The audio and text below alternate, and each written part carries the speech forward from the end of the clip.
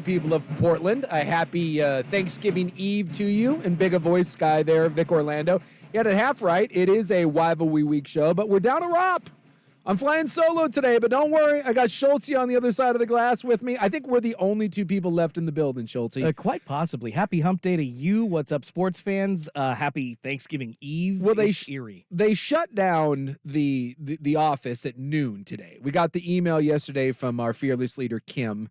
And I was talking to her last night on the way out because they were being held hostage. There was a naked man in the parking lot apparently threatening people with a machete.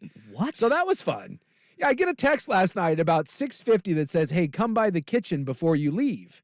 And there's two ways out of our building. This was from Kim, our boss. And I was like, well, I have to go out that way anyway. That's where my car's parked. So I go out there. Apparently there was a homeless gentleman. I'm assuming he's homeless. And apparently he was ranting and raving about whatever. And he had a machete. And so they called the police, and the police showed up and were like, no, we know that guy. He's cool. He's cool? Yeah, I guess they called the cops. And like an hour later, the cops roll in. And I guess he's like a known man. Well, because like I told you, there's levels to the homeless, right? You're not wrong. Yeah. And like apparently this guy's like one of like the go-getter homeless. Like he's known about. And, he's got some issues. I think they said he's a veteran. It's like a PTSD thing. And so it's really sad. But I guess he's like a known commodity, and they're like, no, he's not dangerous. And I guess the machete he had ditched it at that point. So then they left. So just a naked dude. Well, at that point, it's not a threat. He was clothed at the time. Oh. And so then after they left, apparently he geared down. And at that point, then he was just a weird naked man out in the parking lot. Which is very Portland and that's pretty normal, I think, for a Portland day. Yeah. So I was talking to Kim, and I was like, well, is he out there now? Because there were people that didn't necessarily want to like walk to their car. And so I do appreciate the fact that apparently they were waiting for me to come out. So I'm glad to know that, like, hey, if there is going to be a weird, naked, homeless man, let's let Sook encounter him. I'm glad to see that I'm finally paying dividends after 20 years at the station. Just hide behind you. Yeah, like you go out there and you see what happens. And fighting a naked man is not good. Like, you never want to confront a naked man. He immediately has the advantage over you. There's nothing to grab, and if there is something to grab, you don't want to be touching that. It's just, it's all bad. That is actually, I've always said, like, if I were, like, truly, I don't want to fight anybody, but if I'm going to get in a fight, I will just strip my clothes off. And I will go naked, and it's like, hey, you want to go? Let's go, buddy. I'm crazy. It's an advantage. Right. It really is. Good but luckily, I did not, there's no interaction. Naked homeless guy, we're good. There was nothing. Whew. But I did appreciate the fact that the cops rolled up and were like, oh, no, he's cool. Like, what? So this is like on their list of priorities. For us, it's like, oh my God, this is bad. For them, they're like, yeah, this is like the 25th worst thing we've dealt with today. I feel like naked, well, again, to be fair, not naked at the time. Okay. Homeless dude yelling machete apparently is not high on the list. Especially like when I just like that they have like a book. They're like, nah, this guy's cool. He's fine. So like that happened. So Kim told me, she's like, hey, but like, wait, no one's coming in tomorrow. And I'm like, well, I have to come in. And she's like, well, you have to come in. No one else is. So I rolled up today about 2:00, and there is no one here other than Danny, Dusty, Rust. I don't even think Schultze was here. And so I walked. No, I got here early just because of traffic today. Yeah. So I opened the door and I see Rob. And normally, Rob was here at 2:00, and which surprised me a little bit because I'm always here before Rob. Rob kind of Vince Lombardi's this sucker, especially on a holiday show leading into, because we got no show Thursday, little turkey day, and then no show Friday because of the Civil War, right? Right here on 10 to the Fan. Pre-game starts at, God, I'm assuming way early. A game day at 1, Hey. and then, of course, we actually have a little coverage starting before that. So Yeah. tune in, I believe, at 11. 1080. So I figure like it's a little weird that I see Rob at 2:00. I'm like, wow, he's here early. But as I'm walking in the door, Rob is leaving. He's checking out. And I'm like, oh boy, is like his naked crazy guy. Did he infiltrate the building? Do we have naked homeless machete? Because Rob's got a pep in his step, right? He's leaving with a purpose. And I was like, hey man, are you okay? And he looks right at me, and I swear to God, stares right in my eyes and goes, I can't do this. He goes, I'm sorry, I can't do this. And I got nervous for a second. I was like, what do you mean you can't do this? Like, Are you talking about the show? Is this the opportunity I've been waiting for? Yeah, Schulte's in the background like John Lovitz. He's losing his mind, and I'm reaping all the rewards. Like that's all he said to me, and I was like, oh my God. So I was like, are you okay? And the next words out of his mouth. And some people can say that this is like you're bailing early and it's a holiday weekend. I saw fear in that man's eyes. He looked right at me after saying, I can't do this. I'm sorry. And he just looked right at me in my eyes, and they were hollow, like a shark's eyes, like a doll's eyes, like Jaws, just that glossy look. And he says, I can't stay off the toilet. and I didn't know what to say. I was like, yeah, it's like, I'm sorry. And he goes, I'm sorry. And he says, Happy Thanksgiving, and then walks out. And I think the fear in his eyes is he probably has a 20-minute drive home. A lot of holiday traffic out there. I'm not certain that he's comfortable believing that that's going to be an uneventful ride. Well, that could 20, like today's traffic added on, could make it turn into a 30 or 40-minute drive. Oh my God. And I mean, like, essing your pants, that's tough to come back from. You puke in front of everybody. It's like, okay, whatever, it happens. But mud butt in front of everybody or just in public, that is really tough to come back from. So, I mean, I can't say that in the 20 years that we've been together, I'm not certain that I've seen the right before the show bail. Like normally, like you wake up in the morning, it's like, hey, I'm not feeling so good. And he was here and he was dressed, looked sharp. He was clearly ready to go. Oh yeah, he came into the studio where I was, and he was just like Schultze, and he wouldn't even walk into the room. He's like, I don't want to give this to you. The look of fear in a grown man's eyes when you see fear like that, something's up. Yeah, and that was honestly one of those two where, like, at that point, you're right. It's like dealing with it was very similar to me dealing with the naked homeless guy. Like when I walked outside and saw a naked homeless guy. Like you create like barriers. There's space. You just slowly start to back up. It's like encountering like a cougar, like out in the wild. You're like, whoa, big fella, we're okay. No sudden movements. Your hands go up in the air. You start to slowly back away. Like we're on the precipice of the biggest eating day of the year. And I've got my co-host being like, I can't stay off the toilet. I want nothing to do with that. So quite frankly, I'm a little nervous now because we're sitting in this room together, sitting in this closet together for 4 hours a day. I'm a little scared. What happens if I wake up tomorrow and down I go? I mean, I got food to eat. I got drinks to be had. That is the worst day to be sick. Like Super Bowl Sunday or Thanksgiving or Christmas, like top three. It just sucks. Any of those days. Well, I mean, Thanksgiving, actually, the day before Thanksgiving, this is the biggest drinking day of the year. Yes. No, bars are always open. And isn't it the one of the biggest, actually the second biggest pizza delivery day of the year as well? Because Super Bowl Sunday is always the biggest. But nobody wants to cook tonight. So everybody's drinking and they're eating pizza. Yeah. I mean, because like this is kind of the calm before the storm when then everyone gets together with family and then they all hate each other and they bitch and moan and, it's kind of a miserable sort of day, which is why you drink today and then leading into tomorrow. So waking up with a hangover on Thanksgiving, though, that just sounds like ass. That sounds terrible to me. And you got to remember, there's a lot of lonely people as well. I'm all right. I'm a jerk. All right. Sorry. All you lonely people, keep drinking, man. Got to find something that makes you happy. Well, if you've never been to like a bar on a holiday, I have. It's kind of, I'm not here to judge anyone. But when you walk into a bar, or I spent a New Year's Eve for like 45 minutes at a Hooters, and it was literally the saddest thing I've ever seen in my entire life. I was meeting someone at a date on New Year's Eve, and she was like, hey, we'll meet up at like 9:00. I was like, cool. And so I wasn't going to go home after the show. And so I had like an hour and a half to kill. And you'd be amazed at how few things are open on New Year's Eve. Like bars are shutting down left and right, or a lot of places had ticketed, parties. So I was like, well, gosh. So I was like in the Jansen Beach area, and I was like, oh, well, there's a Hooters. I haven't been to a Hooters in 20 years. And so I wandered into that Hooters. Oh my gosh. It was the saddest collection of human beings. It was like the island of misfit toys that had nowhere else to go on New Year's Eve. And I just felt so bad for the people working.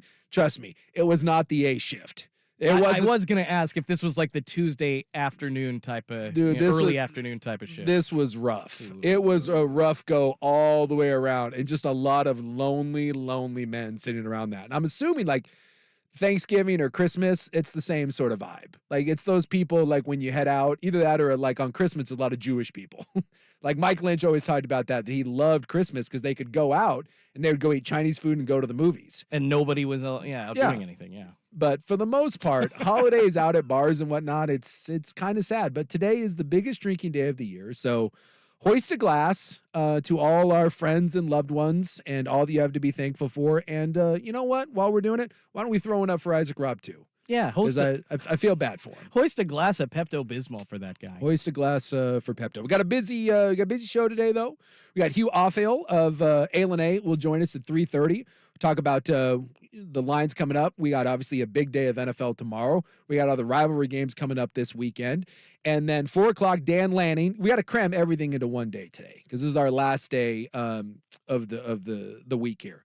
So we got Hugh at 3:30. We'll do Dan Lanning, who normally joins us tomorrow. He'll get with us today, normal time, 4 o'clock. And then Joey Harrington, who's normally on Fridays at 5:30, he will now join us at 5:30 today. So Lanning and Harrington, both at their normal times, just abnormal days. And then, of course, we'll get into the club. We'll talk about some fun little things happening out there right now, including Jim Irsay. In fact, we'll probably talk about Jim Irsay like right now. There's so much going on. Oh, and we got some Jonathan Smith news. So actually, there is a lot going on. Full show today, 3 to 7. We got you here. So if you're stuck in traffic, if you're driving around, getting ready to go see some relatives, we got you covered here. Pouring out for Rob. When we come back, we'll get into some Jim Irsay stuff because apparently not enough people have sympathy for white billionaires. This, according to Jim. You got Primetime right here on 1080 The Fan.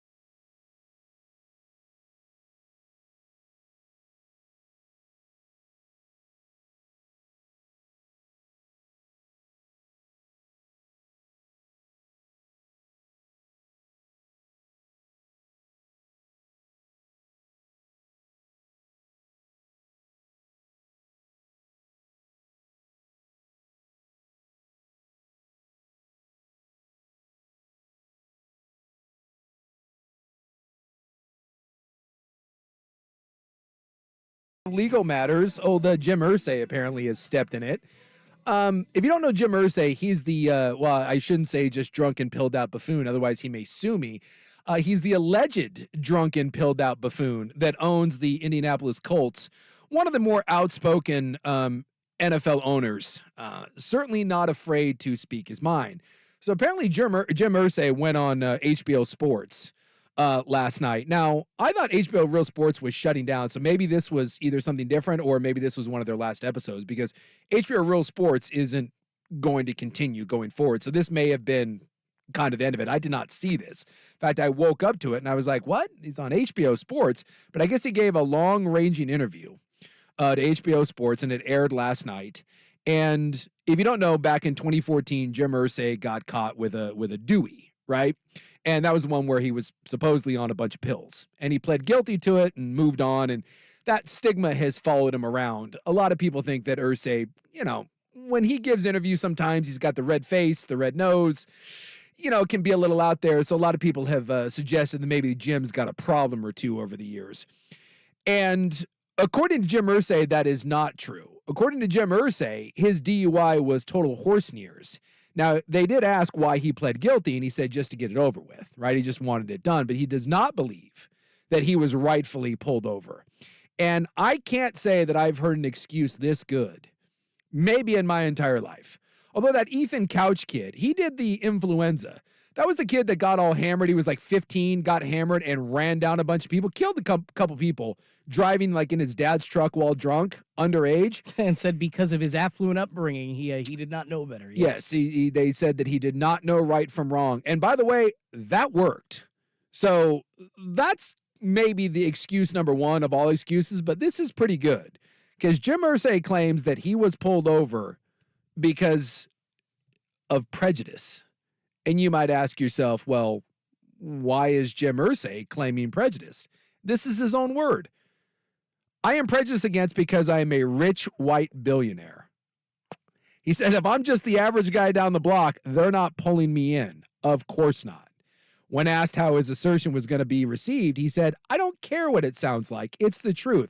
I could give a damn what people think, how anything sounds or sounds like. The truth is the truth, and I know the truth. Yeah. He's claiming that the arrest was wrong because when Irsay got pulled over, they said that he was slurring his words. He had trouble walking any of the lines in the field sobriety test. And Irsay claims that the arrest was wrong. He said he had just had hip surgery and he'd been in the car for 45 minutes.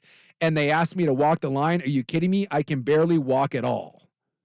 Irsay was asked by HBO Sports to clarify his assertion that he failed the field sobriety test because of the hip surgery, not because he was under the influence.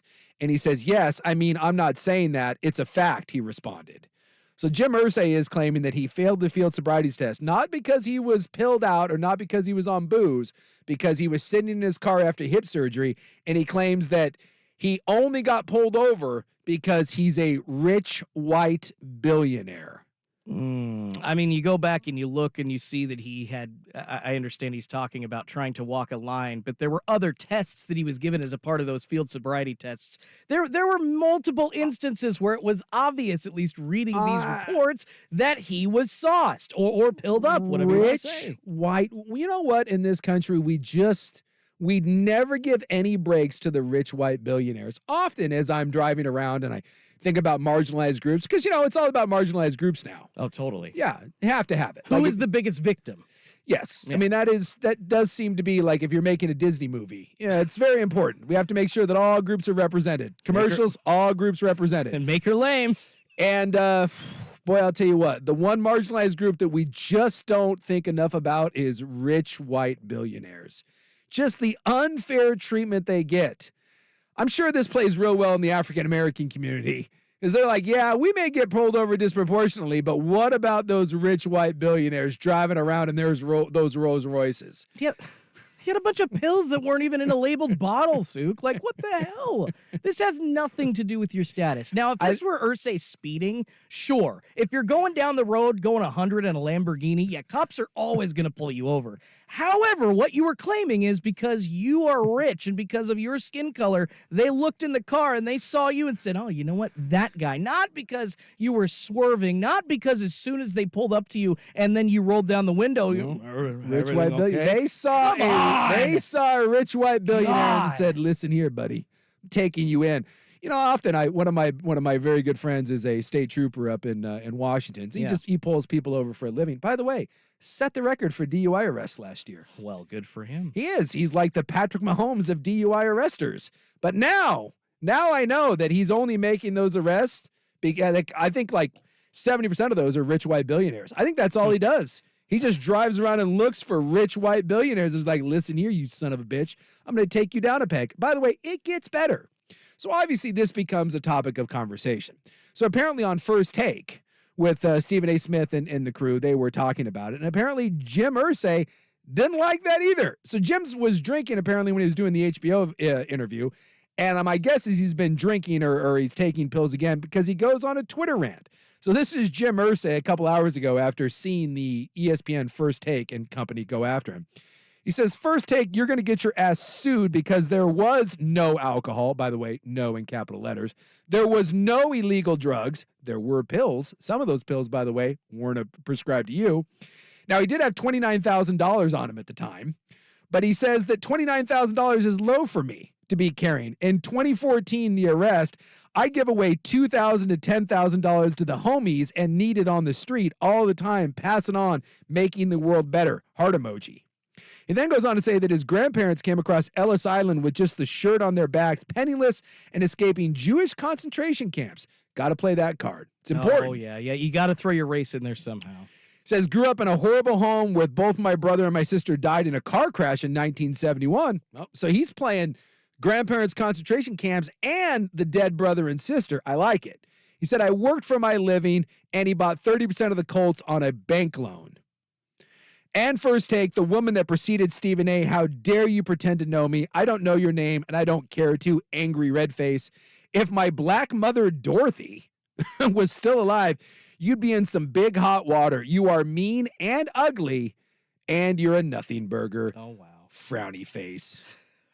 Billionaires can, I guess billionaires can get away with saying that stuff on Twitter, right? Because otherwise you'd just be canceled immediately. And then he says, Dorothy Bloodsaw was my black mom. She carried me in the house in Lincolnwood, Illinois in 1959, June, and raised me in the light of Christ, praying hands.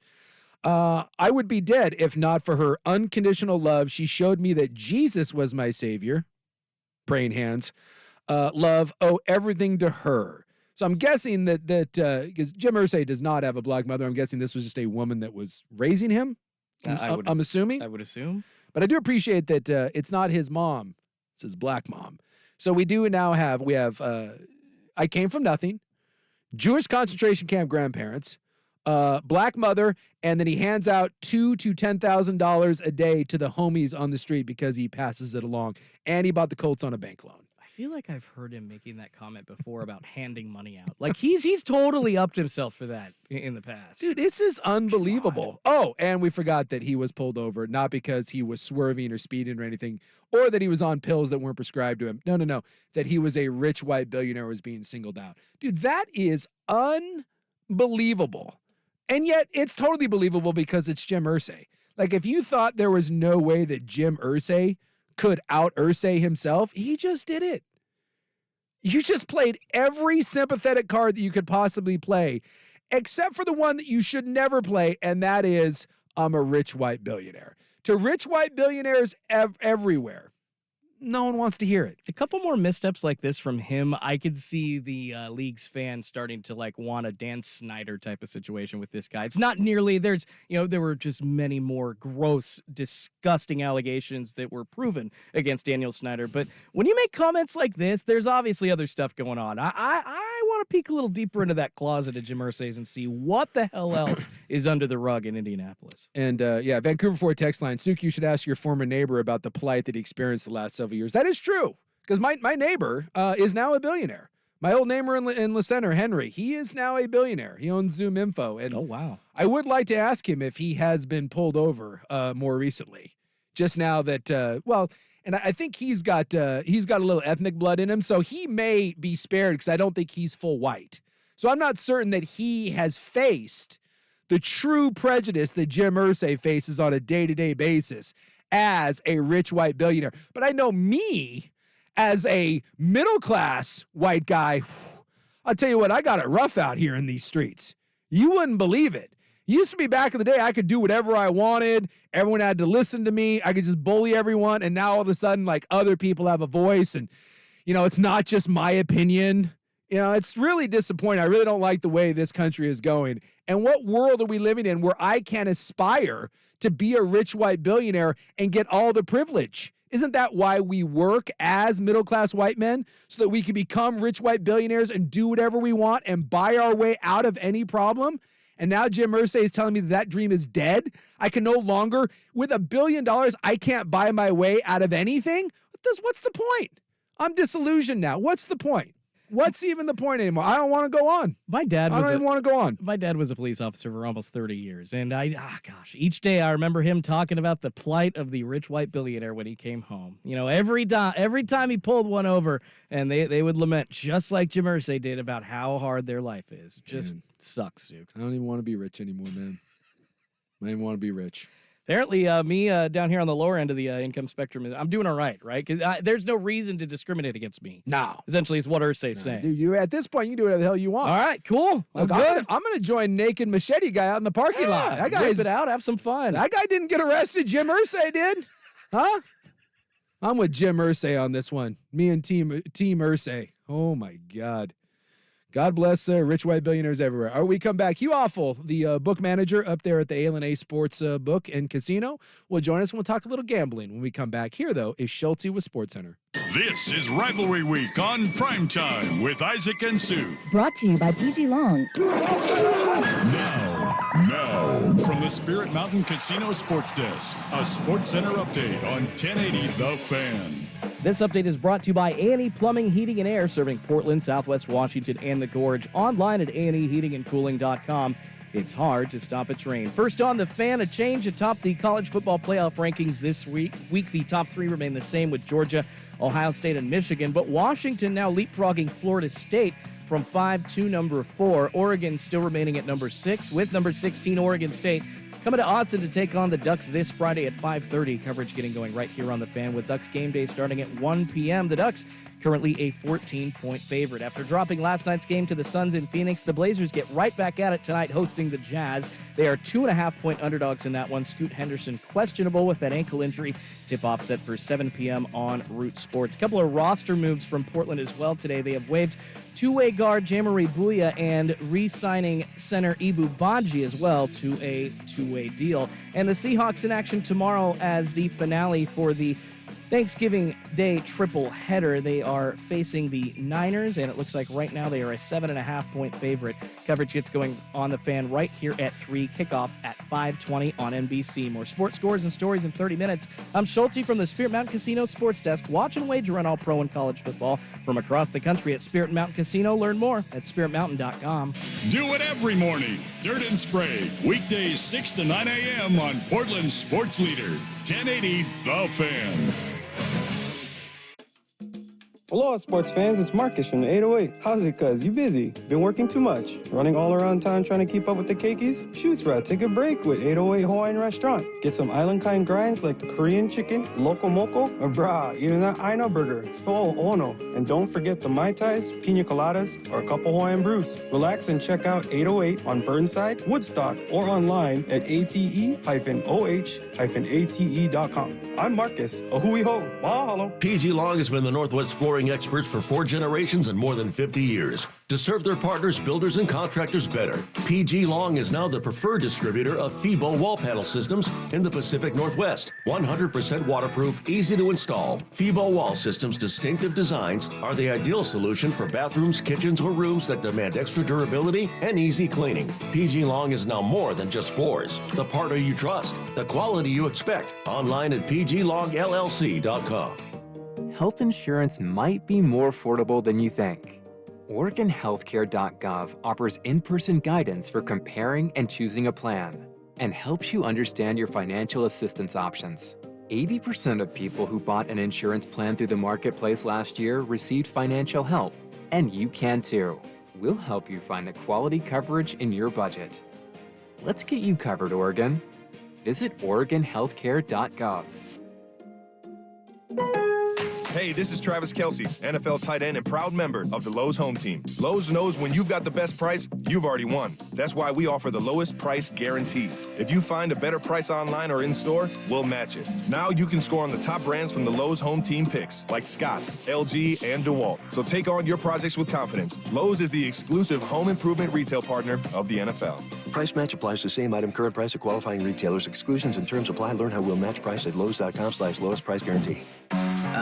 Holiday season. A time for family, friends, good food, and football. Lots and lots of football. And with the free Odyssey app, you'll always get your fill. Out of state but need your favorite sports talk station to drown out the noise? We've got you. Can't wrestle the remote away from your in-laws? Listen to every primetime NFL game from Westwood One, including all 3 on Thanksgiving Day. This holiday season, treat yourself to the Odyssey app. That's AUDACY.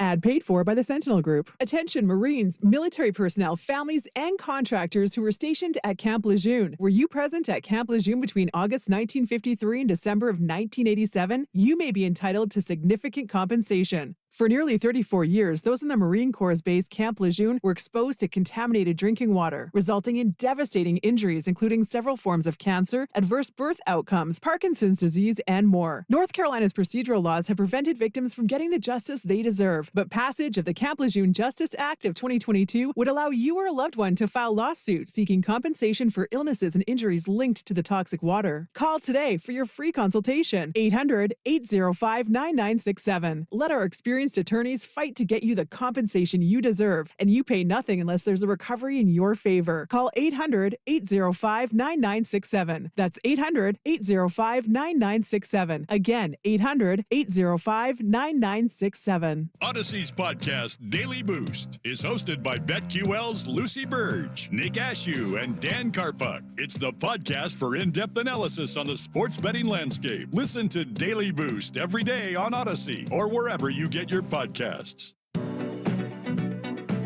This is Rivalry Week on Primetime with Isaac and Sue. Brought to you by PG Long. On 1080 The Fan. Got a big weekend of football coming up. That is the great part about Thanksgiving. I mean, we got college games. We got a really good NFL slate. We've got a Black Friday game for the first time in the NFL. So much to talk about when it comes to putting a little juice on these games, and what better man to bring on than our friend Hugh Offel for a segment we like to call Hugh Betcha.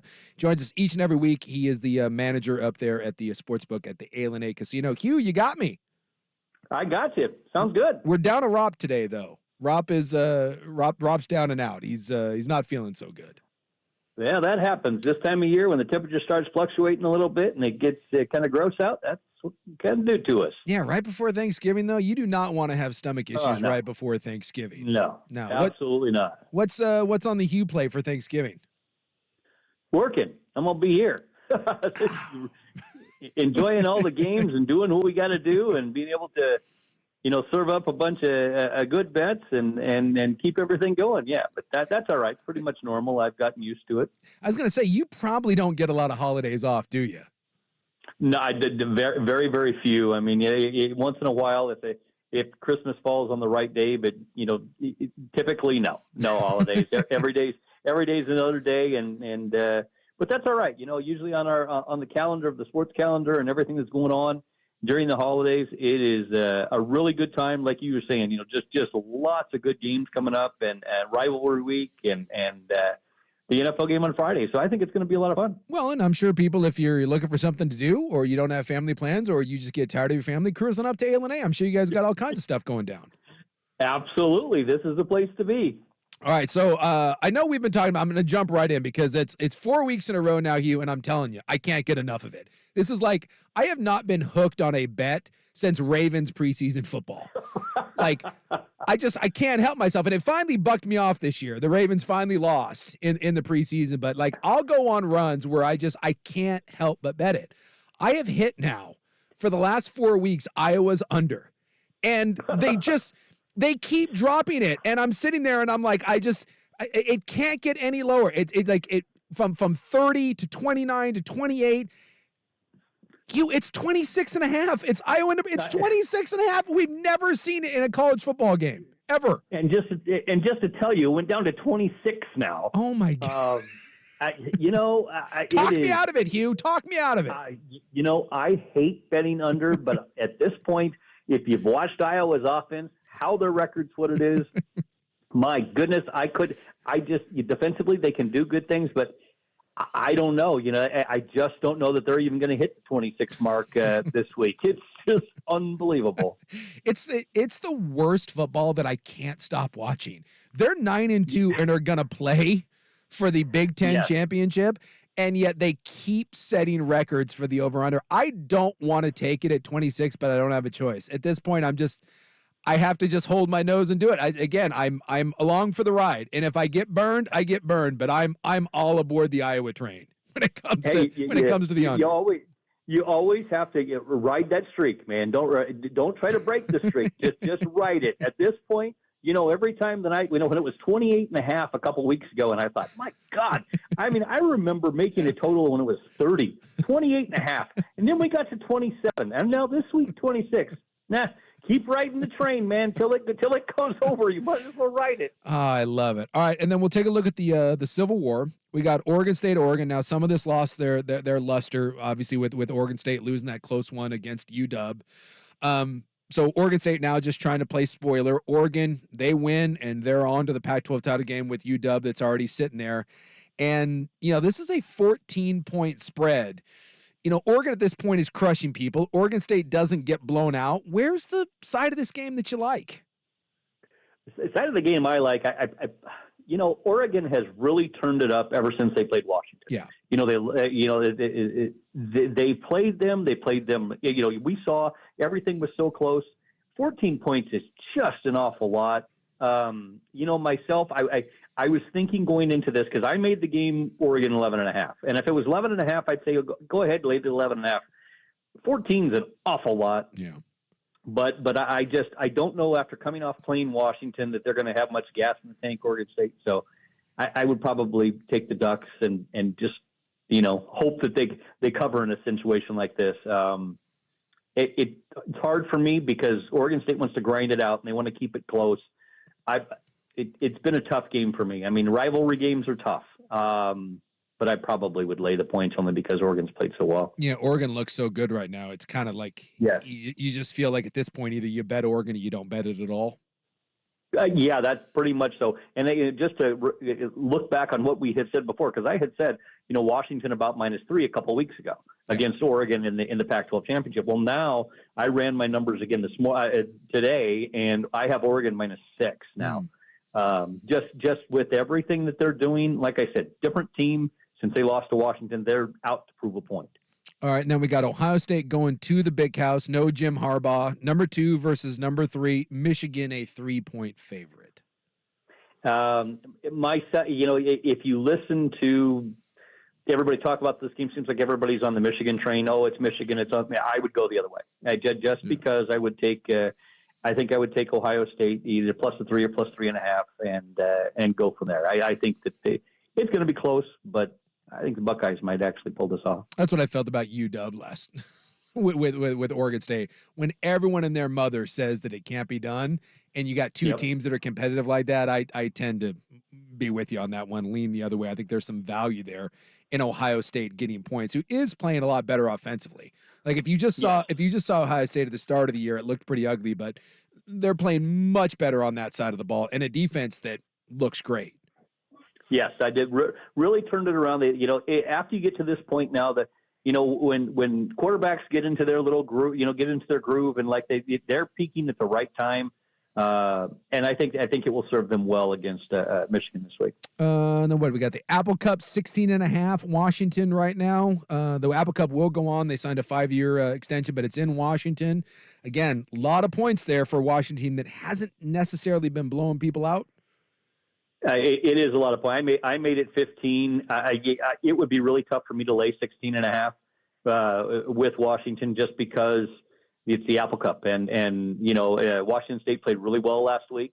Kind of back and forth with the way that they played, but it would be really tough to lay that big number. All right, and then let's jump ahead and look at some of these Thanksgiving games. The big one here, Niners Seahawks, sitting there at 7. Am I wrong? I feel pretty good about the Niners only giving a touchdown there with a banged up Geno, and the Niners look real good the last 2 weeks after their kind of 3-week slide there.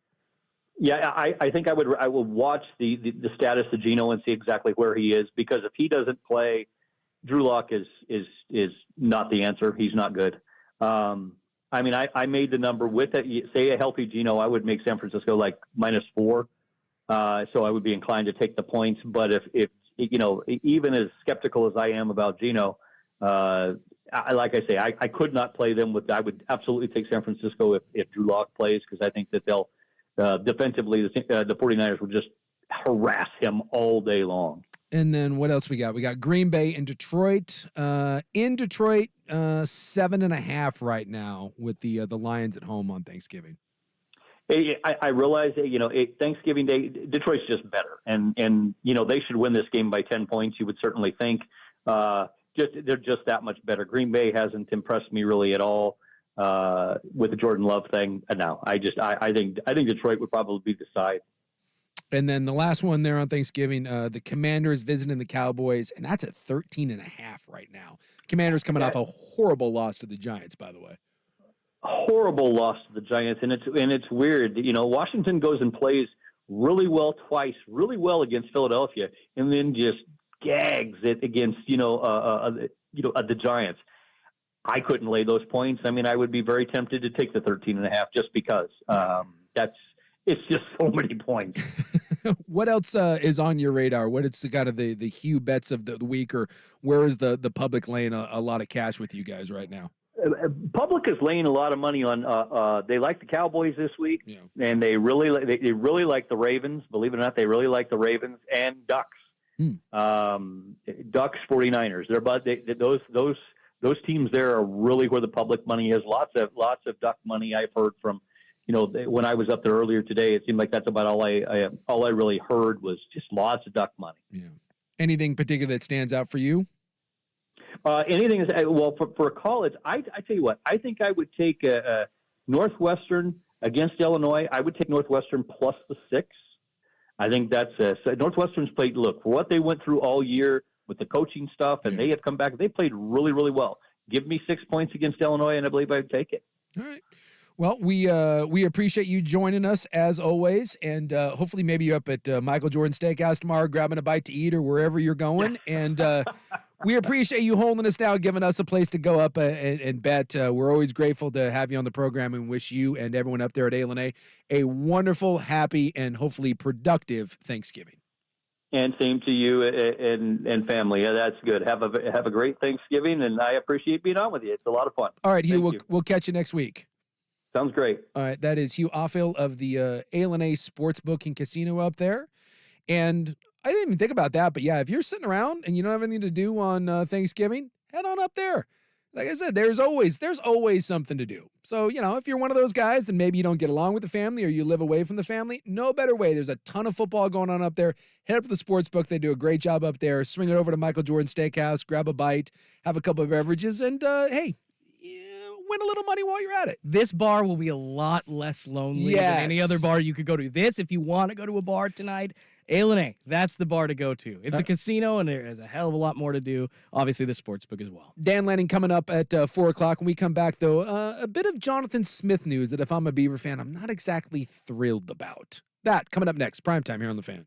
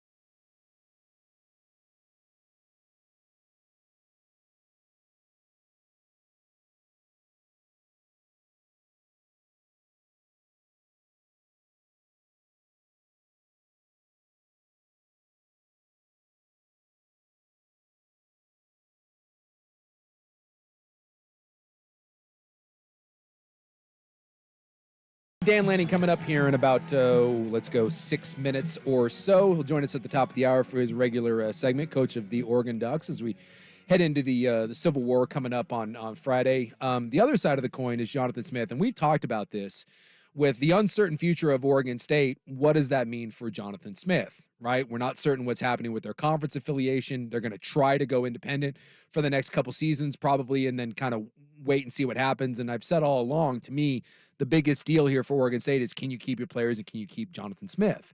And I'm not saying that Jonathan Smith is gone, but Jonathan Smith gave an interview with a local reporter yesterday, and I don't think it's great news if you're Oregon State. Because he was flat out asked, have you had contact with other schools? We mentioned yesterday that his name keeps popping up in the Michigan State job. In fact, we heard yesterday that someone said that he was one of the top 4 and then moved on to the next round. Now, Dave Bartu always tells us, be careful listening to these things because most of it is horse nears or intentional leak. So I'm not here to say that Jonathan Smith is a Final Four candidate or he's on the verge of taking the Michigan State job. But when asked, quite frankly, has he had contact with other schools, I think Jonathan Smith gave a very, very honest answer, which I appreciate, but I think it's also a very scary answer if you're an Oregon State fan. He said, I'm not trying to be sarcastic here. I've got an agent that's got a job. He best be finding out what is out there and people calling. That's how it works. I can tell you from his side, he best be working just because I'm paying him so much. They get paid a percentage of what I'm making, him a couple $1,000,000. I'm not trying to be sarcastic. Any coach, they're aware of what's potentially out there if their agent is doing their job. I'm not trying to dodge the question. I'm trying to be truthful. And I think that is a very, very honest answer.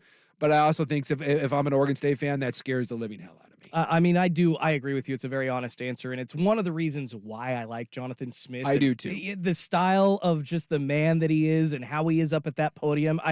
I'm just so sick of coach speak and press conference speak. To hear a real answer from a guy that is strongly considering, all right, weighing his options. Am I going to try to grab 1- and 2-star recruits here? Am I going to try to make this, program keep its head above water while all these other programs are getting so much better quicker? It's tough. It is. Or is Michigan State, or frankly, I think Texas A&M is stupid if they don't call Jonathan Smith in this regard. And we don't know.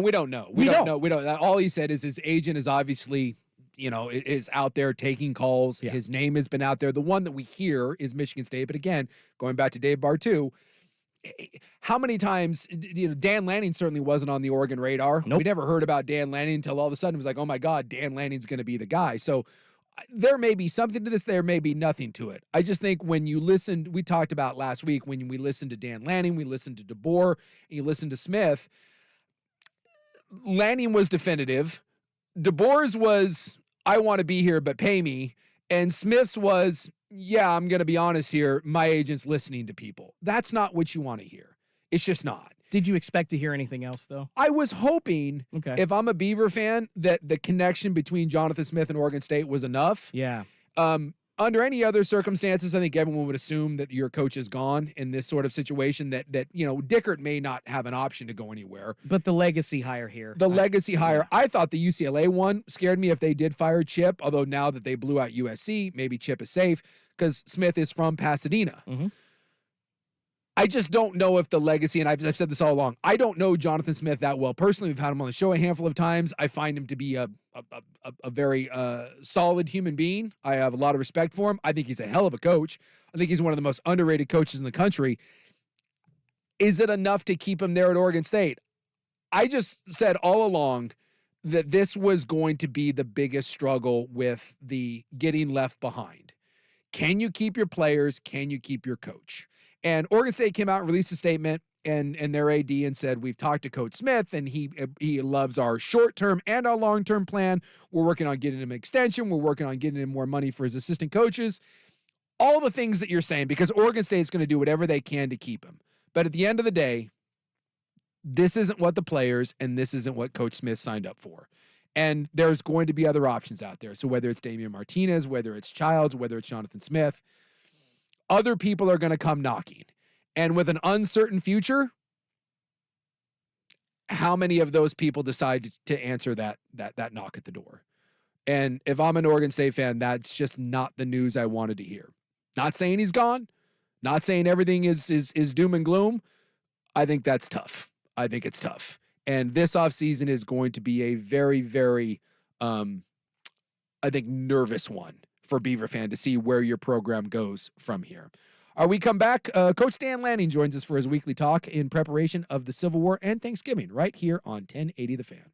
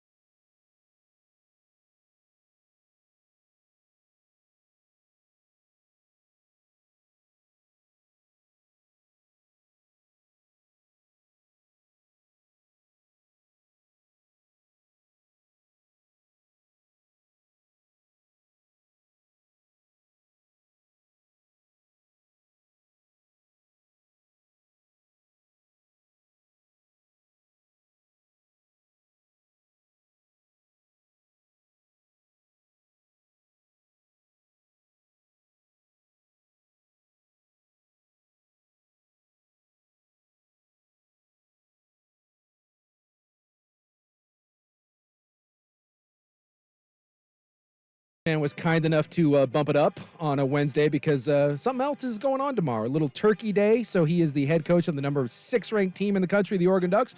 Head coach Dan Lanning joins us for his weekly visit. Coach, how you doing? I'm doing good. How are you guys? We're down Rob's got a case of the muds right before Thanksgiving. Going solo? I'm going solo. I walked in today. He looked right at me in the eyes and said, I can't do this. He's like, I can't stay off the porcelain. And he ran out of the building. He's gone. Don't you guys have Bluetooth or something though? Like, can't you do it from the porcelain? Like, I'm calling in on my phone right now. I feel like he could be on the phone. I think when you've got stomach issues, I think that trumps everything. Have you ever had a coach when you just really are sick? I mean, yeah. Well, one, I always tell our players I don't get sick. Like, I feel like it's a choice, and I don't get sick during football season because guess what? You don't have a choice. I mean, I know I've had the vaccine and everything. I bet I've had COVID, like who knows how many times. But look, it takes what it takes, right? And that's the challenge I would present to him. When he gets back, I'm feeling for him right now, but no excuses, right? Like, let's go. I love the fact. I'm going to quote you on that. Getting sick is next time my kids or someone pulls, I'm going to be like, hey, being sick is a choice. I love. My wife hates it when I say it. She hates when I say it because she just rolls her eyes. I don't feel good. I'm like, look, it's a choice. Now, I think it's more of a mindset because I certainly don't always feel 100%. But look, you don't have a lot of time to waste when it comes to that. Do you guys have to play like good cop, bad cop when it comes to kids? Because you seem like a real no nonsense sort of guy with the choice. And then does the wife have to go the other way with like over the top love and caring? Is there like the push pull there? Are you insinuating I don't love my kids? No, I know you love your kids, but I think that's a tough love. I think that's a tough love. I'm definitely a bad cop. Yeah, I'm definitely a bad cop. But yeah, and she's definitely good cop. So yeah, I guess so. I guess that's the way the team works. Well, that's good. It's right. If one's defense, one's offense. That's how good balanced teams win championships. Am I right? That's what you hope for sure. So looking ahead at this, finally here, it's been a hell of a year, and now everything you want is in front of you. I mean, I know you guys go one game at a time, but you take care of this one, and you punch your ticket to Vegas. Yeah, got to take care of this one, right? Yeah. That's the key. And it's a good team. It's a great opponent. Jonathan's teams, I always feel like they're playing their best football team of the year, which is what you always want as a coach. And this will be a real challenge, but we're excited. We're excited to get out there on the field and play against them. I know you said that, losses stick with you more than wins. And, last year, the way it went down in this game, I'm guessing that one, for this team and for you, I'm guessing that still is rolling around in the back of the mind. Yeah, it certainly resonates with me. You spend a lot of time thinking about all the things that you could have done better, to create a different result. And I know our players feel the same way. Yeah, I mean, I know not a lot of the kids are from Oregon. I think I asked you this with Washington, but I'm guessing it doesn't take very long for guys to be in that program to figure out what this game means. Yeah, every one of our guys know what's at stake for this game, and then what also exists within this rivalry. So, yeah, I think they're well aware. Yeah, I mean, you've been around the block and have been a part of some big rivalry games. I mean, obviously the Iron Bowl, and you've been part of some. What about that when it comes to rivalries? What makes that different? Because you always hear that, like, toss out the records, it's a rivalry game. What about that plays such a role in what happens out on the field? Ultimately, I think emotion creeps in. There's a lot of games where you want to go out there and perform and play your best. But there's not always the same emotional investment. And these are games that, have a huge emotional investment where not only do you want to go perform your best, but it's about who you're performing against. And it just means a little bit more. And I think that's the reality of games like this. Can you get 2 up for a game like this? You certainly can. And it's something that we got to be conscientious of as coaches and players. But, the emotion is not what's going to win the game. It's the execution. And I think that's what I always try to remind our players. Like, look, it's good to have energy and passion, but that's not something we necessarily have to go search for. What's important to search for is my focus, like realizing the down and distance, the situation, what's the formation, what's the coverage, whatever that might be. That's where you have to place the importance. And the emotion, it's a side factor. It's a piece of it, and it can be fuel for the fire, but it can't become more important than the execution. Now, your second year as a head coach, I mean, I hear you talk about setting the tone for the team and that being your job to make sure that, whether you pull on the leash, you let it go a little bit. How much more comfortable year two were you with that process, or were you always comfortable with being the guy in charge of that as opposed to being a coordinator?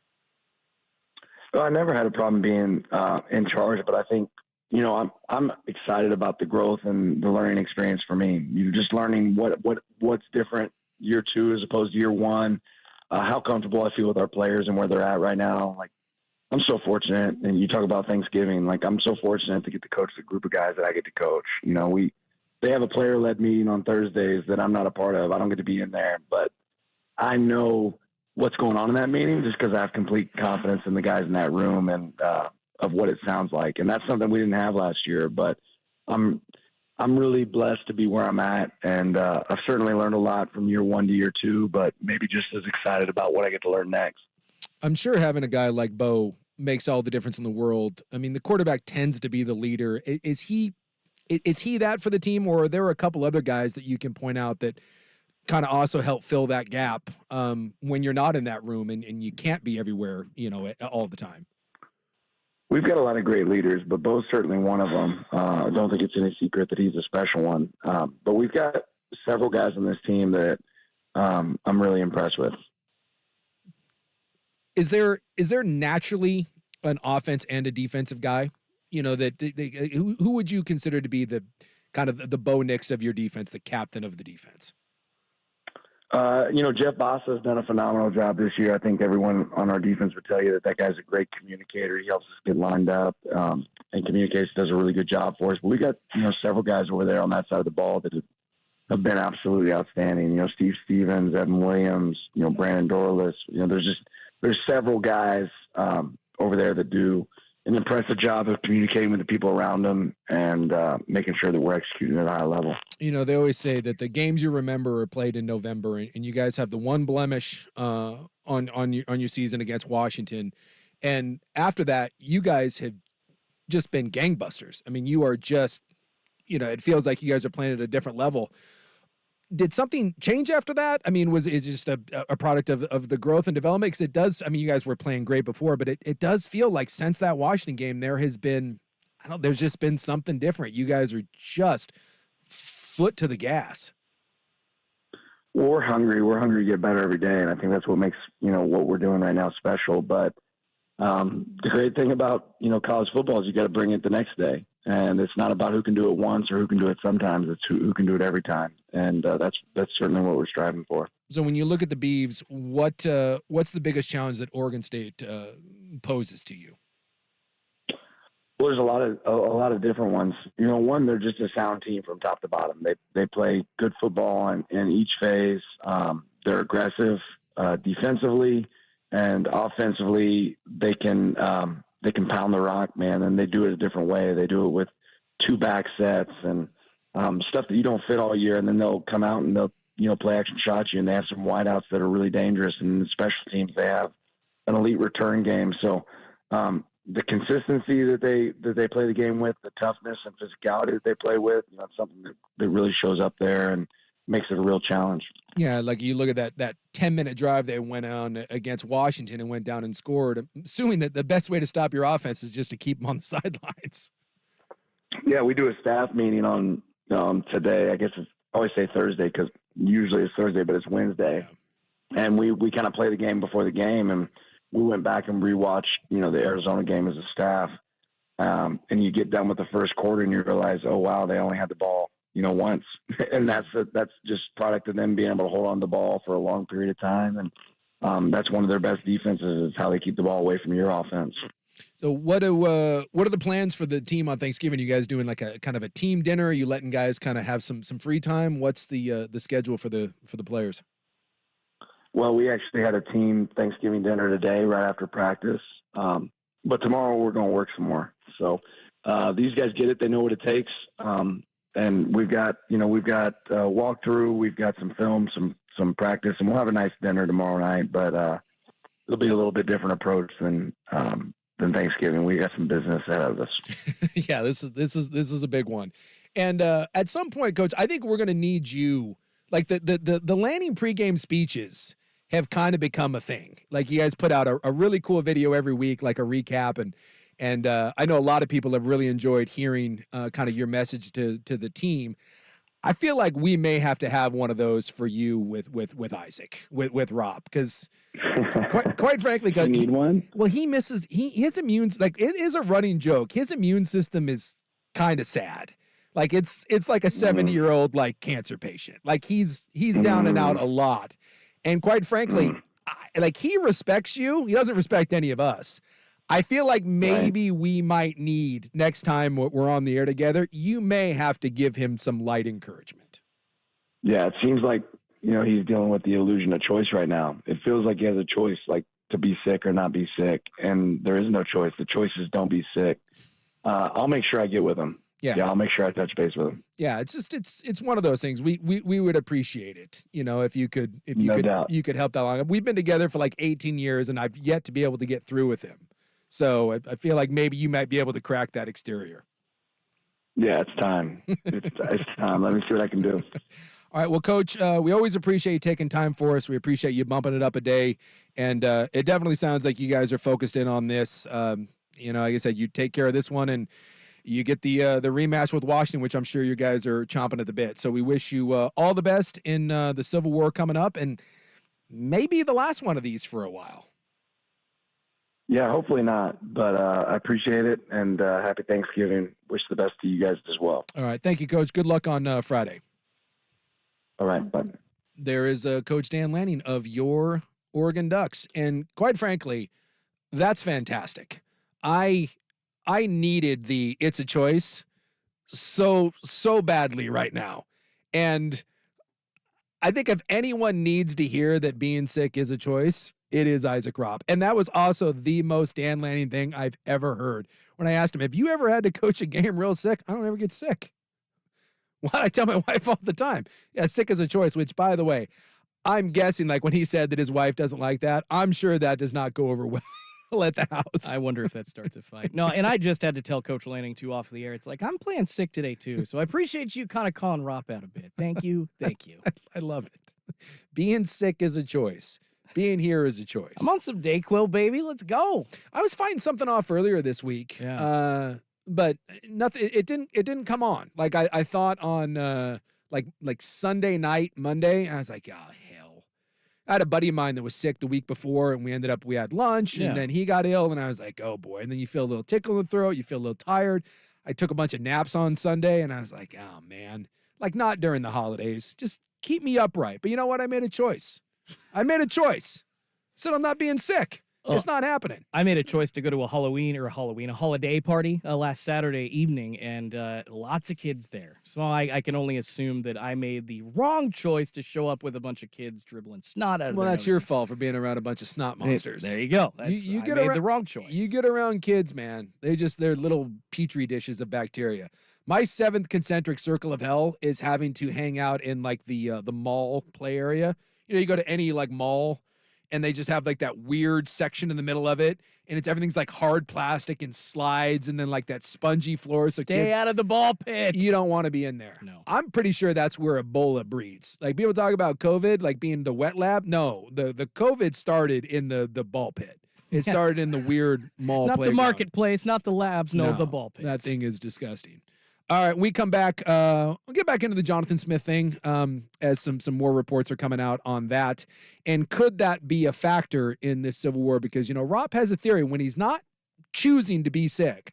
Rob actually has a theory, and I think it's a pretty good one. And does it play a role in this Civil War? All right, that when we come back. You got Primetime here on The Fan.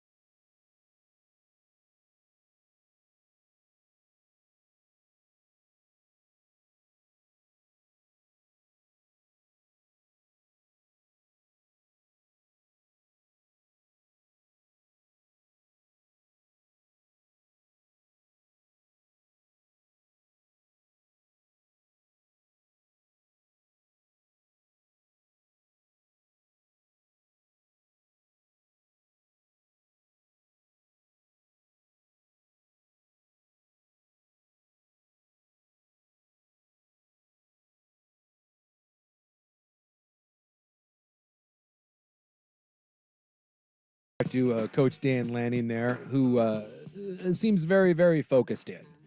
I mean, if you're Oregon, the whole one game at a time thing obviously has been their mantra, but you get here now, and obviously no one's overlooking Oregon State. But I think if you're a football player, if you're a coach, whoever, an Oregon Duck fan, you realize that, yes, you take care of business here. You take care of this, and you beat your rival at home. And on the other side of that is Washington. I mean, this is everything you could want. It's winning in. There's no other scenario. You lose. Well, I guess that's not true. Technically, if Oregon loses and Arizona loses, they still go to the Pac-12 title game. I mean, those are the only scenarios at this point. Washington's already in. Oregon wins and they're in. Oregon loses. Arizona wins against Arizona State in the Territorial Cup. They're in. Arizona loses, then Oregon's in no matter what. But most people, like, Arizona State's not going to beat Arizona. Arizona right now is playing sneaky good football. Arizona is legit. And by the way, Arizona's got a lot of the same stuff that Oregon State has going on with their coach right now. Two of the hotter names that are getting kicked around. But if you're Oregon, that has to just line up so perfectly for you, because as I mentioned to Coach there, it does feel like after that Washington game, Oregon did go into a different gear. And not that Oregon wasn't playing good ball before, but this kind of reminds me a little bit of, like, remember when Tebow had that game, it was the infamous crying game at Florida. He was like, hey, we're not going to lose again. And we didn't have to listen to Bo Nix cry and give some sort of weird impassioned speech. But you can't argue with the fact that since that Washington loss, dude, Oregon has just looked different. And Washington hasn't looked the same. I mean, like up until that point, Washington looked like a national title team. And since then, Washington looks like a really good team. And Oregon looks like the national championship team. So you take care of this and you get the rematch with Washington, and it basically turns into a win in your end game. That is what the Pac-12 is, the title game is setting up, as long as, Washington and Oregon take care of business, is the winner of that game goes to the college football playoff and the loser probably goes home. It ends up going to a New Year's Six game, but that's about it. Now, Oregon State, on the other hand, you're just trying to play spoiler at this point, and you're trying to play for the best bowl game you have, or the best bowl game you can get. But Ropp always talks about this, and I do think there is something to this. Ropp always talks about the distracted coach. You need to get to November. And when coaches start looking for other jobs, I have a buddy of mine who's a diehard Packers fan, and he always talks about this. When the Packers lost their second of the back-to-back Super Bowls back with Brett Favre. Remember, they won the Super Bowl against New England, and the next year they went and they lost to the Denver Broncos. Mm-hmm. And that Green Bay team was better than the Denver Broncos. Yeah. And if you remember what happened right after that Super Bowl, what happened to their coach? Bye. Gone. And we know for a fact that at the time, he was negotiating, at the time, the largest contract in NFL coaching history for old Mike to go from Green Bay out here to the West Coast. And he talks about that. I've known that for 15 years. He's talked about that. It's the lore in Wisconsin that he had his eye off the ball. Mario Cristobal, when he was getting ready to take that Miami job, what happened at the end of the year to the Oregon Ducks? They absolutely imploded. And you can go around the country and find this, where it is a real thing that when coaches get to this time of the year and they start looking around, it happens quite a bit, where teams can fall apart. I'm not saying that it's universal and it's going to happen here at Oregon State, but you can't keep noise like that out of the locker room. You just can't.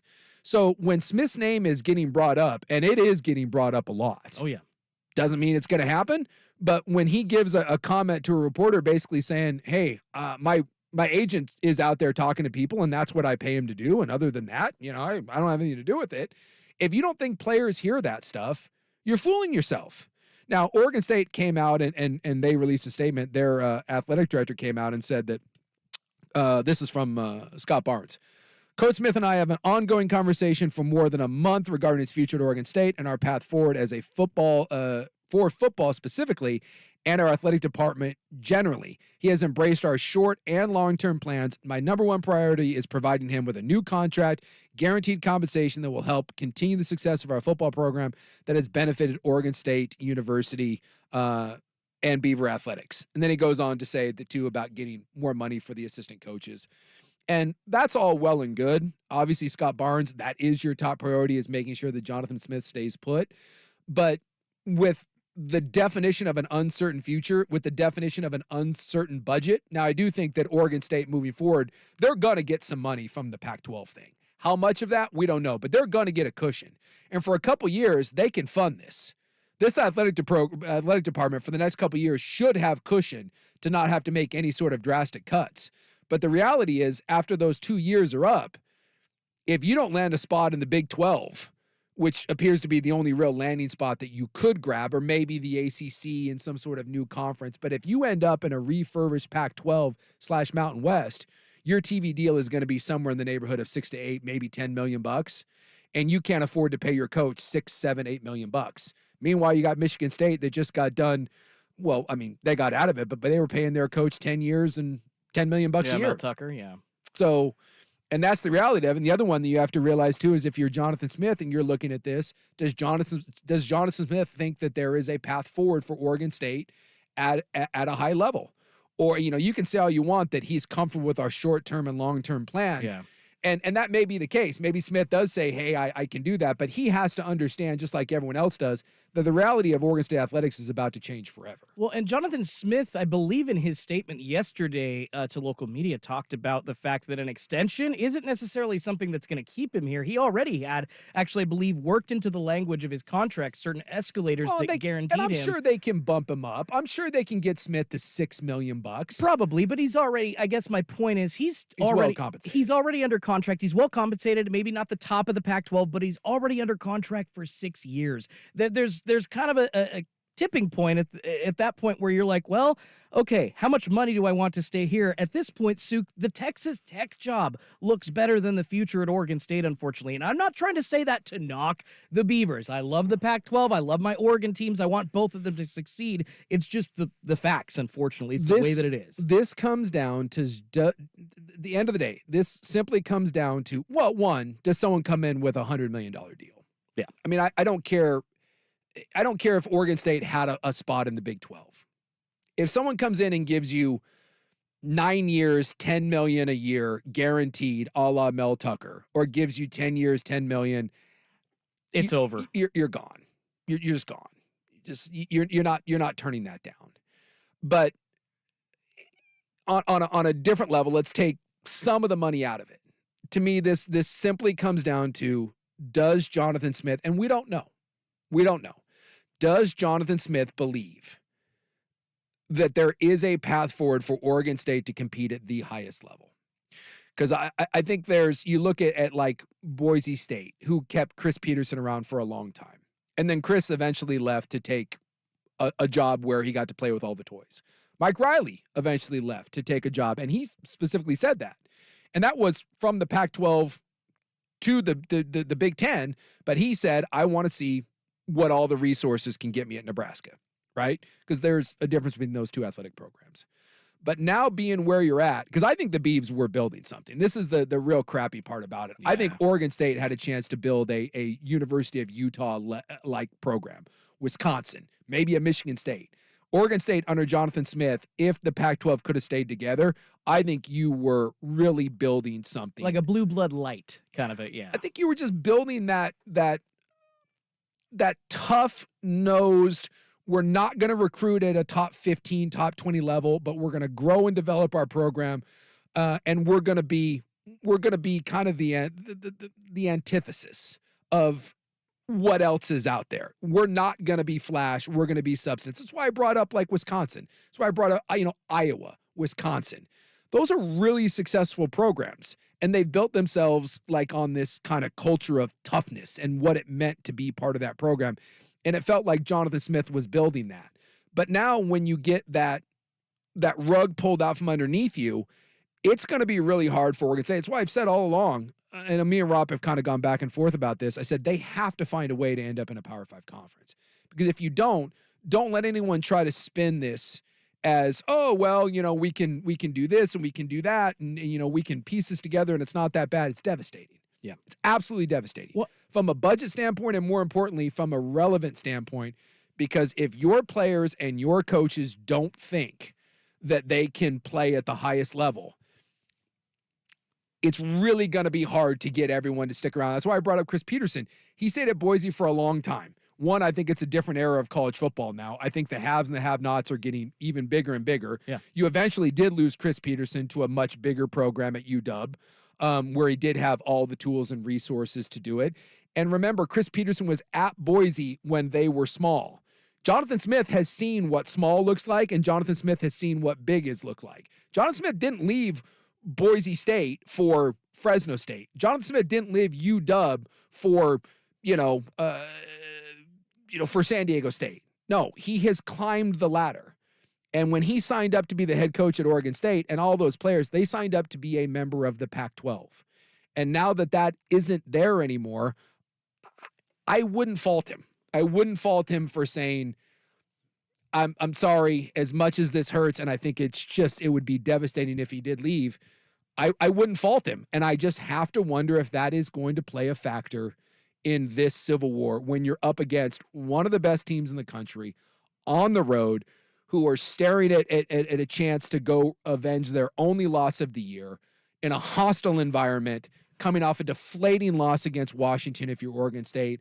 And now all this, I just wonder if Rop's theory on coaches leaving and looking other places and having an effect on the team, I wonder if this is going to rear its head on Friday down at Autzen Stadium. This is just like my diehard Pac-12 hope fandom maybe peeking through a little bit, but there, in my mind, lays a possibility for a couple of years down the road, 4 super conferences in college football, and Oregon State being happily welcomed in. I don't think this is the end for Oregon State. I think it's just kind of a wait and see. And I frankly, I don't even think it's just a wait and see. I think they will get into a Power 5 conference in the next 2 to 3 seasons, but, players, that's a little tougher for them to wait for. I feel like Jonathan Smith, if he sees that down the road, the only thing that would lure him away is like a 10-year, $100 million deal. But it's going to be tougher to keep the players. You can't ask them to give up a year. I like the plan. And by the way, it's 2. I mean, they're You're right, 2 years. It's going to be 2 years. Yeah. I love the plan for Oregon State going forward to just say, hey, we've got the money. Yeah. We're going to get the money to just get into a holding pattern here. And at the end of 2 years, when the ACC collapses and the realignment thing rears its ugly head again, and it's going to, 100%. The ACC will fall because Florida State and Clemson, they're getting out of that thing. North Carolina, and so there's going to be another round of this, and I would like to believe when that happens that Oregon State and Washington State and some of the other teams, maybe, the Cal Stanford, again, think about like a pod thing. Yeah. That's the one that makes sense to me is maybe not even the Big 12, some sort of ACC merger. In a couple years. Yeah, in a West and an East division or something like that. Yeah. Yes, something like that. That to me makes sense, and I think it's a very reasonable plan going forward. But it's asking an awful lot of players and coaches to stick around for 2 years with your fingers crossed and saying, I hope. Because if you're Jonathan Smith or if you're anyone else, sometimes you got to strike while the iron's hot. Because if you're Smith and you are a hot name right now, you go through another year or two and you lose a bunch of guys to the portal and it's kind of no man's land and, it's a struggle the next couple of years. You may not get these opportunities again, which is why I just think this next month for this program is such a big deal. And I hope they're able to push this aside and this doesn't bleed over because as much promise as this Beaver program had and as much uncertainty, and I'm rooting for Oregon State. I really am. I love the Beavs. I love what they've built there. I love the blue-collar approach to it.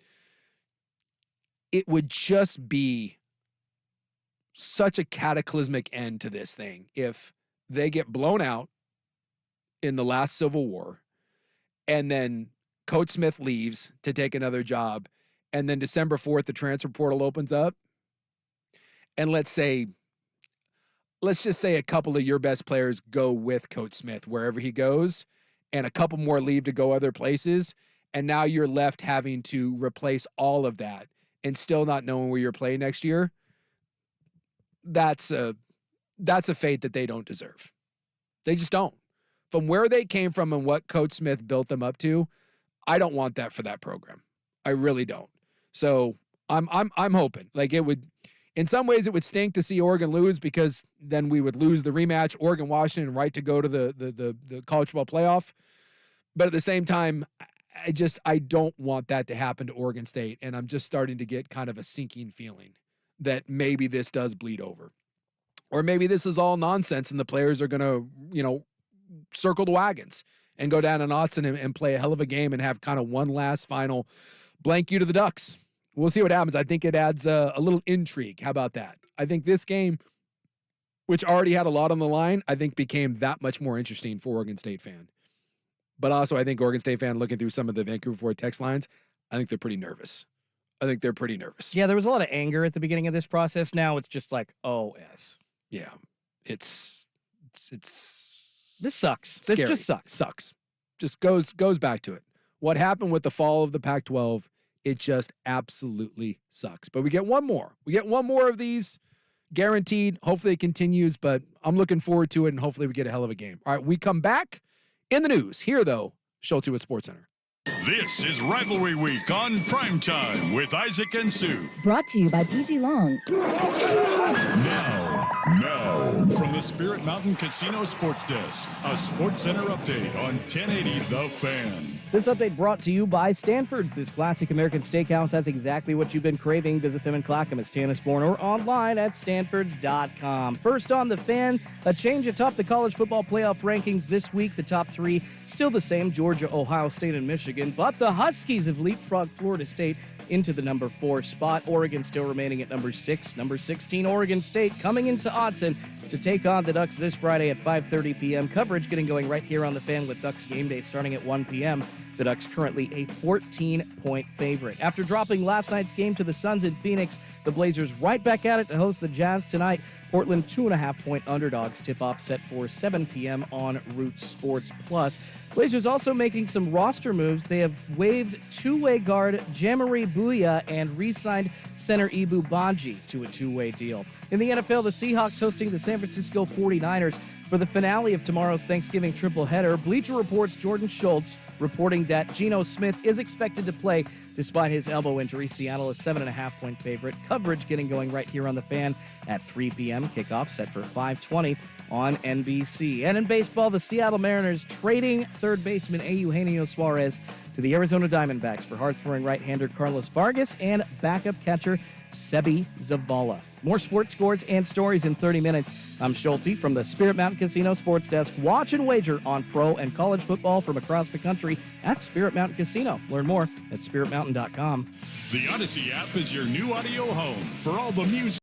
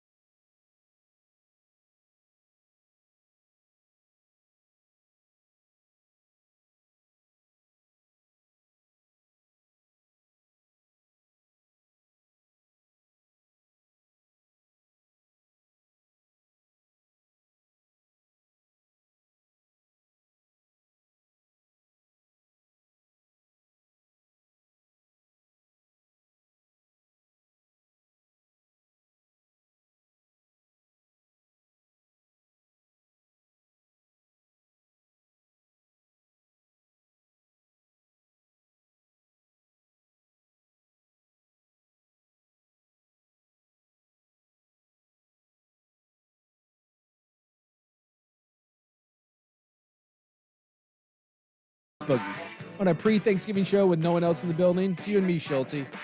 Let's do it, Do a baby. little slow dance. I'll dance with you. I can see that. It would look kind of weird, but it would be awesome. Well, I'd have to lead. Yes. I mean, with that haircut of yours, I mean, clearly I'm leading. What? I guess. Yeah. This because I have a lesbian haircut. I guess you lead. I don't know. Hey, you're the one making that statement, not me, Schulte. I just was saying, I'm just parroting your words, brother. One of us has to be the lead, and I'm taking charge of this. All right, let's get to in the news. We got November 22nd, the year of our Lord 2023. It is time for In the News. I am your noted news contributor, sitting in for your noted newsman, who is probably sitting at home right now, not feeling very well. If you don't know, Rob pulled the chute. According to Dan Lanning, he made a choice to be sick. And Rob was indeed sick. He was in the building at one point, and then about 2:00, he had to pull the chute. I mean, you should have specifically. I know you asked Coach Lanning if he's coached while he's sick. You should have asked him, have you ever had to coach while you had the runs, while you had mud butt? Because that, my friends, is a whole different ball game. You can't think while you're up and down from the toilet every 10 minutes. That's rough. It's tough. Well, that's Joe Paterno. Remember Joe Paterno? He pooed himself. You're not familiar with this? I've never heard the Joe Pop poo story. No. Yeah, Joe Paterno, the late Joe Paterno, he pooped himself. I don't remember who they were playing. Died in disgrace, by the way. Yes, he did. Yeah, he was. It might have been Ohio State. It was a fairly big game. It was a nationally televised game. That would have been a big game. And I was watching it at the time. And Paterno's on the sidelines, and it's like 3-4 minutes before the half. And during a play, like they were lining up for a punt, Joe Paterno runs across the field. Like so he's at the other end of the field. So the play's down at the other end, but Joe Paterno starts running across the field. Yes. Like he does not make the long way around. He doesn't go behind the end zone. No, he's cutting through. If I remember correctly, I want to say it was like maybe about the 10-yard line. Oh my! And everyone is like, "What?" And he's jogging, and he just heads up the tunnel, and everyone's like, "What is happening?" And then Joe Paterno comes out, obviously, after the half, and they go to the sideline reporter. This is why sideline reporters are great. And I forget who it was, but it was a gal. And she says that, everything's fine, but Joe was dealing with some, I believe she said, like, you can find the clip, it's on YouTube. I think she says, like, he's dealing with just some intestinal issues. And they kind of smile and laugh it off, like, hey, everything's okay. And then they show Joe Paterno running back out of the tunnel. Guess what Joe Paterno's wearing? Different pants? Different pants. Yeah, that's right. Joe Paterno's wearing different pants. And immediately everyone's like, yeah, I know what just happened. Joe Paterno pooed himself. You don't change your pants, Joe. You don't change your pants if you didn't have a little oopsie. He pulled a Paul Pierce. Now, was it like this was a full-on oopsie, not like a gambled and lost? Look, going for the fart and something else comes out? Because that is the ultimate, like, screw myself. You don't change your pants over an oopsie. I think you do if you're on a nationally televised football game. You may change your underwear, but that went through everything. That was like get Joe some. I think Joe took a shower and changed an entire outfit. And you don't do that. You don't do that if you just had a little whoops. No. That was a full-blown thing. Wow. Yeah. So, yes, and it has happened. It happened to Joe, and it couldn't have happened to a better guy than Joe Paterno. Plus, he was like 1,000 years old at the time. Yeah, I was going to say I could have made a diapers joke, but I won't. But I'll say I could have made a diapers joke. So, good old tech message and poop Joe Pa. All right. It is National Cranberry Relish Day, which... What? Well, it's National Cranberry... It's all Thanksgiving. It's National Taiwan Day, the day before Thanksgiving. Of course. Because if you don't know, today is it's not New Year's, it's not Christmas, it's not Christmas Eve, it's not the 4th of July. Believe it or not, right here, today, November 22nd, is the largest drinking day of the year. More beverages are consumed the night before Thanksgiving than actual Thanksgiving, because most people are already, no one's at work. No one worked. We are the only two, this is the two of us, because Rob's out. We're the only two people in this entire building. There's possibly this entire part of the city, honestly. There's not a single person except for the naked homeless guy probably in the parking lot. No machete today, I guess. I hope so. Fingers crossed. He was there yesterday. So maybe when we leave at the end of the evening, we get to say hello to him. everyone's already where they're at. Yeah, families have arrived most likely. Yeah. I mean, I know that's what I'm like tonight. My gal's putting together all the fixins and marinade and all that stuff, and no one wants me in the kitchen. So guess where I'm going to be? Mass is going to be on the couch. I'm going to be about 9 Coors deep, and then at some point it's going to switch over to the Tullys, and then maybe at the end of the evening it goes to the Lagavulin. Like my evening is set. And then I'll get yelled at for having a cigar, and then I'll be forced to go outside in the cold, and that's my evening. But that's what the hot tub's for. Now, you better have the extra aged Lagavulin, right? Lagavulin 16. That a baby. The 16's the way to go. Yeah. I mean, you get into some of that other stuff. Like I don't know what your paycheck's like, but we get into some of that other stuff. That's about the extent of where the Sucanic level goes. Top of the line there. Lagavulin 16, you're in the $80 to $100 for a bottle. I'm not going with the special edition or whatever, and that's for me. That's fine.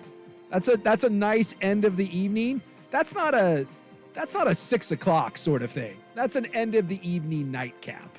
So if you're getting into some other stuff, that's your paycheck's different than mine. I was gonna say you're not drinking that like water. I get it. Okay. No, that's just it's kind of one of those like as you've progressed in the evening and you want just a nice little finish to it.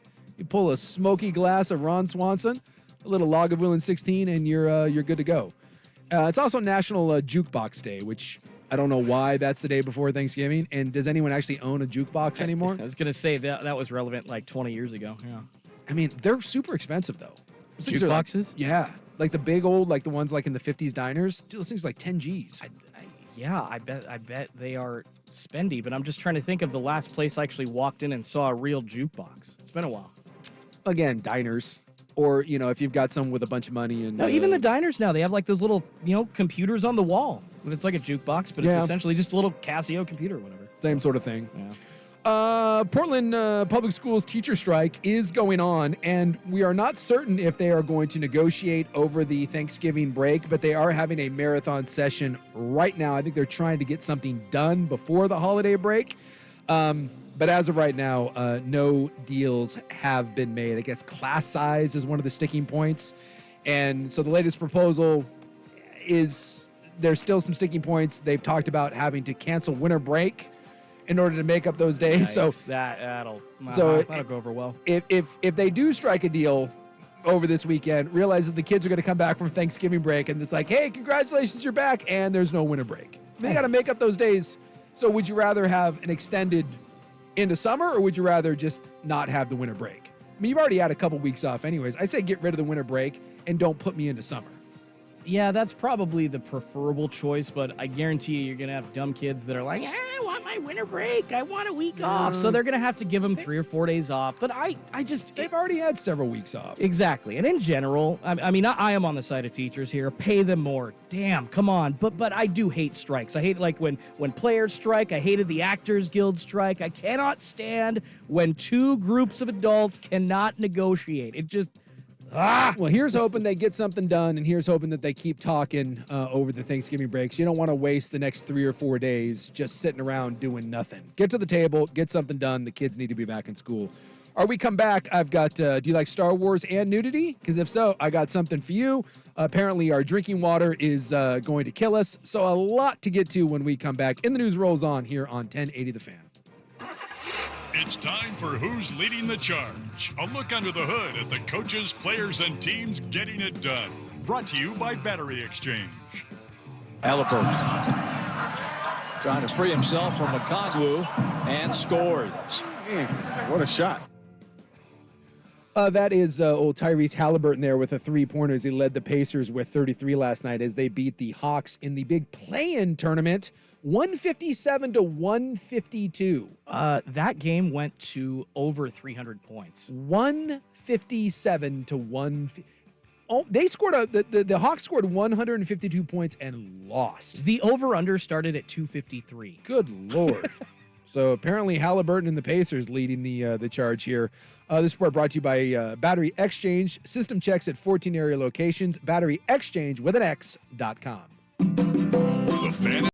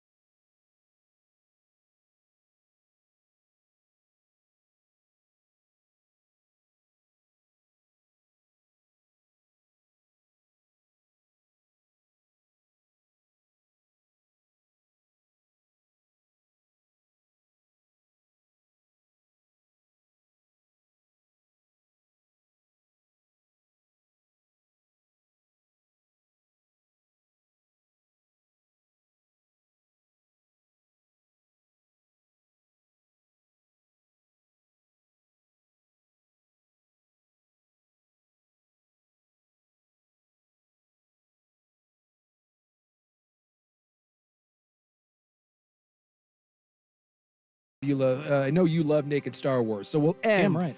with Naked Star Wars. This is one that got reported several months ago, and no one seemed to care, but the EPA is doing, the Environmental Protection Agency, by the way, which some people want to get rid of because, who cares? Apparently, we all should care. They did a report that in the public water system that they're testing, over 75% of them have, quote, forever chemicals in them that are causing us harm. Yeah, almost 80% of all drinking water. So now this is starting to leak in. They've only tested about 15% of the water sources around the country, but Washington just reported theirs back. And so it's now popping up in the Pacific Northwest. So we don't really have Oregon's yet, although Malala's is in. There's a map that you can go to if you go to the EPA, which will tell you, you can click on your city or your county's water system, and it'll let you know kind of where you're at. And in Oregon, there's not many of them, although the city of Malala apparently is doing pretty good. But if you want something that's kind of scary about this, and by the way, they're now identifying what these chemicals are, and they're saying a lot of them are coming from fire retardants and nonstick cooking pans. Oh, shocking. Yeah, that are in our drinking water. And so when you click on your city, it'll tell you how many contaminants are in your water. So if, for example, the city of Vancouver has 7 chemicals, and they'll tell you what those chemicals are.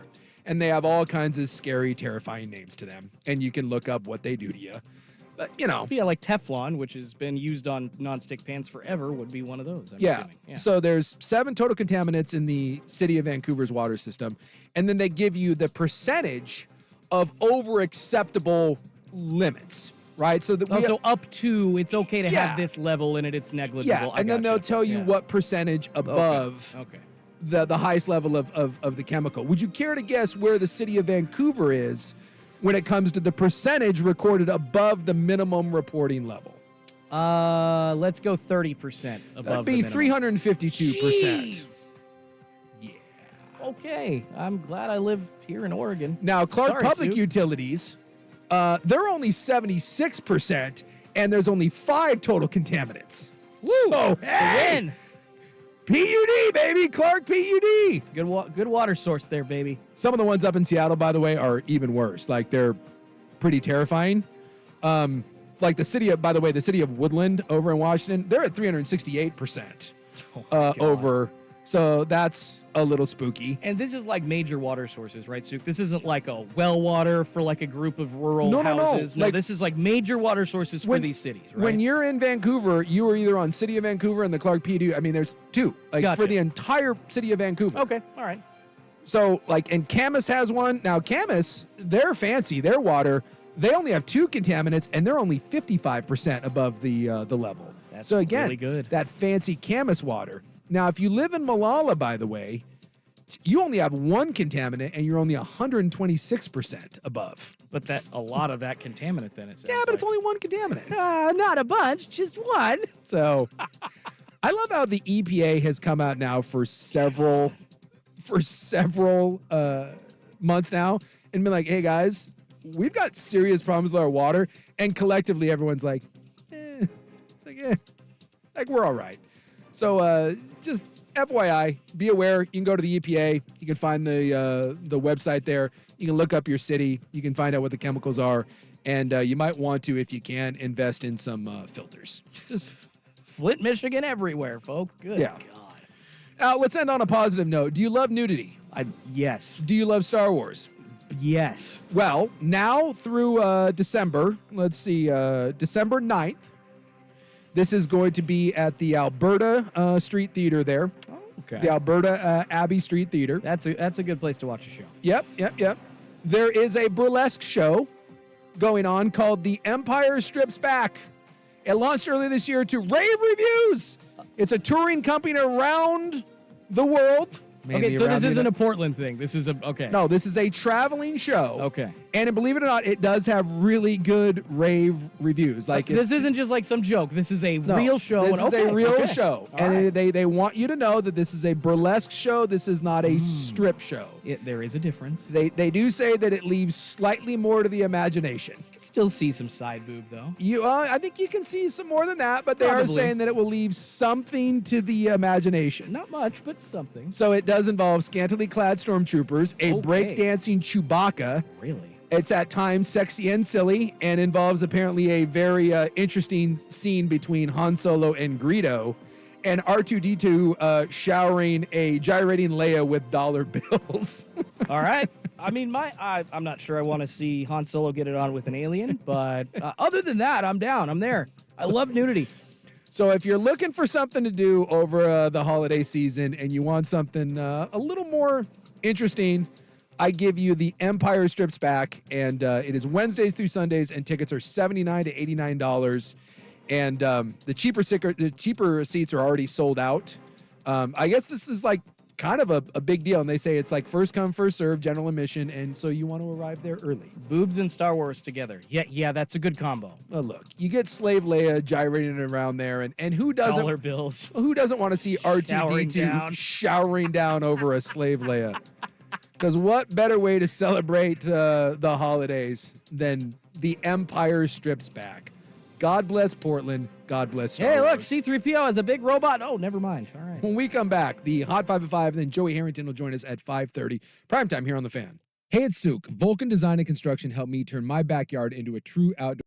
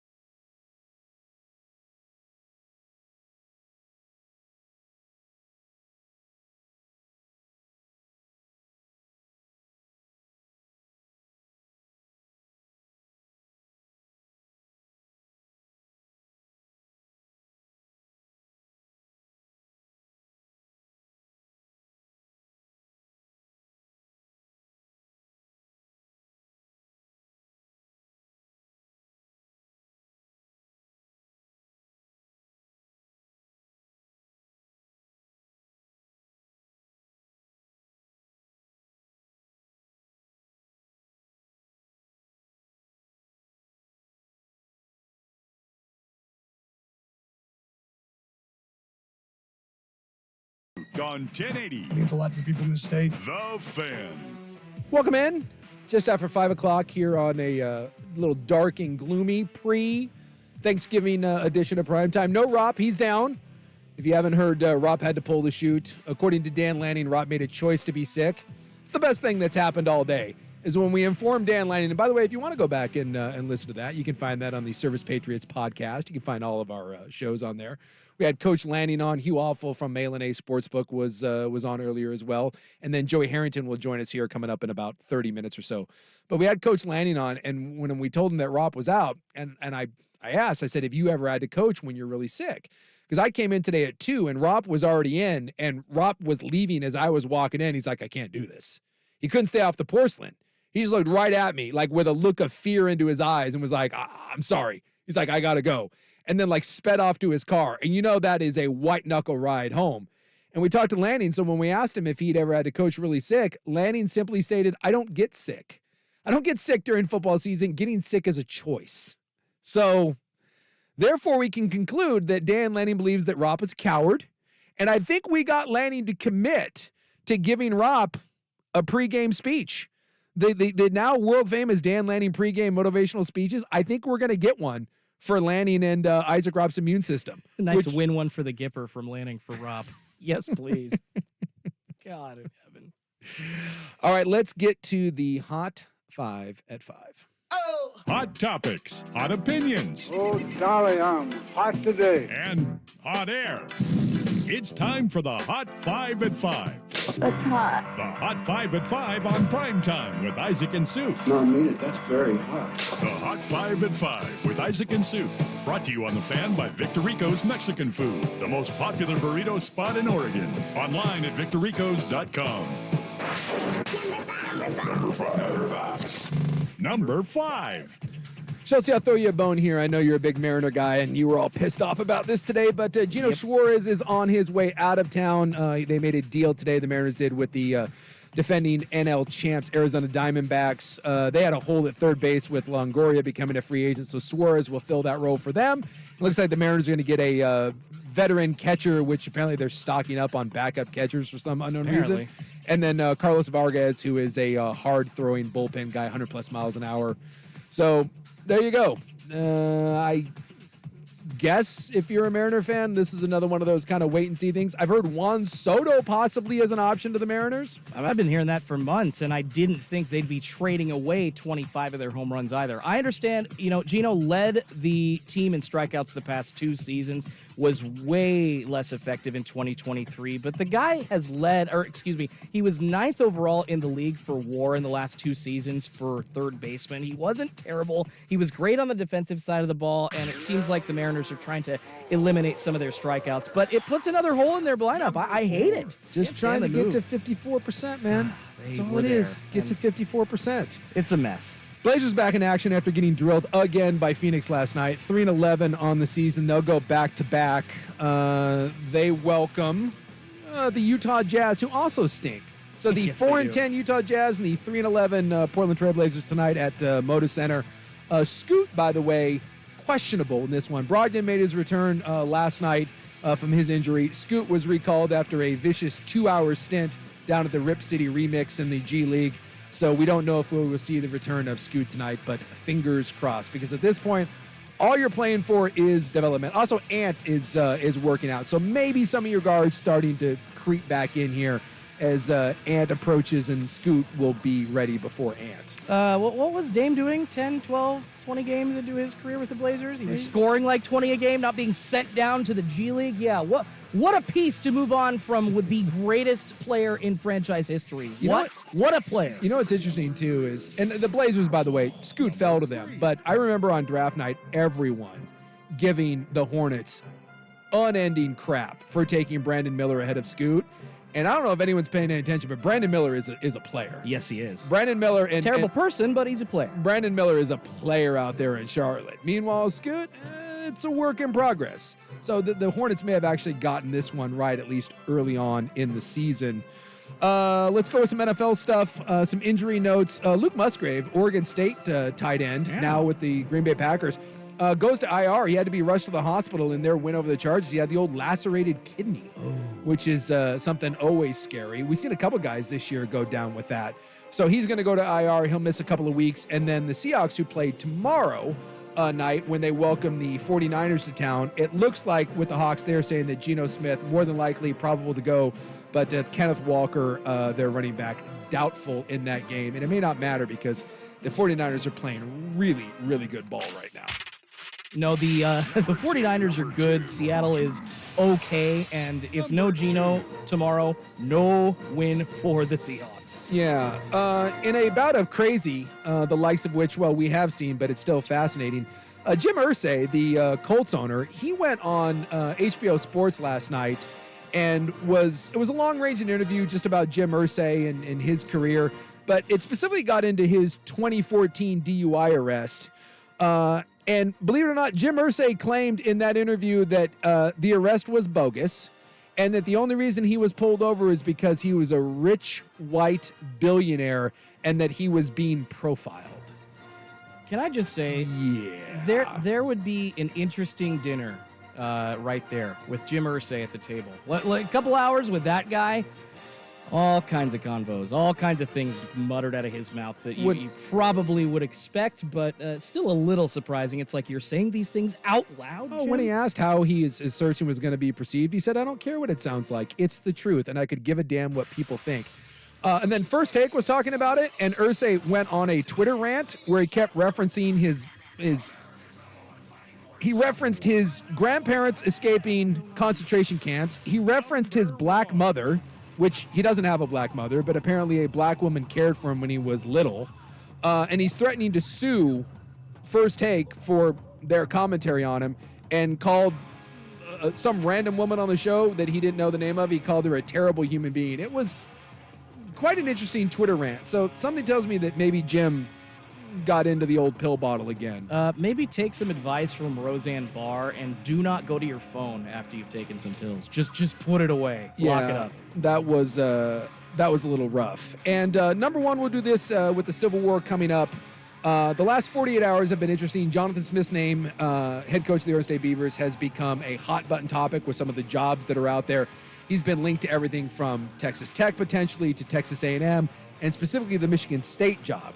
Now, Jonathan Smith gave an interview to a local reporter yesterday where, when asked about has he been in contact with other jobs, other schools, he gave a very honest answer where basically he said that that's his agent's job and he doesn't have anything to do with it, but his agent wouldn't be doing his job if he wasn't finding what other options are out there.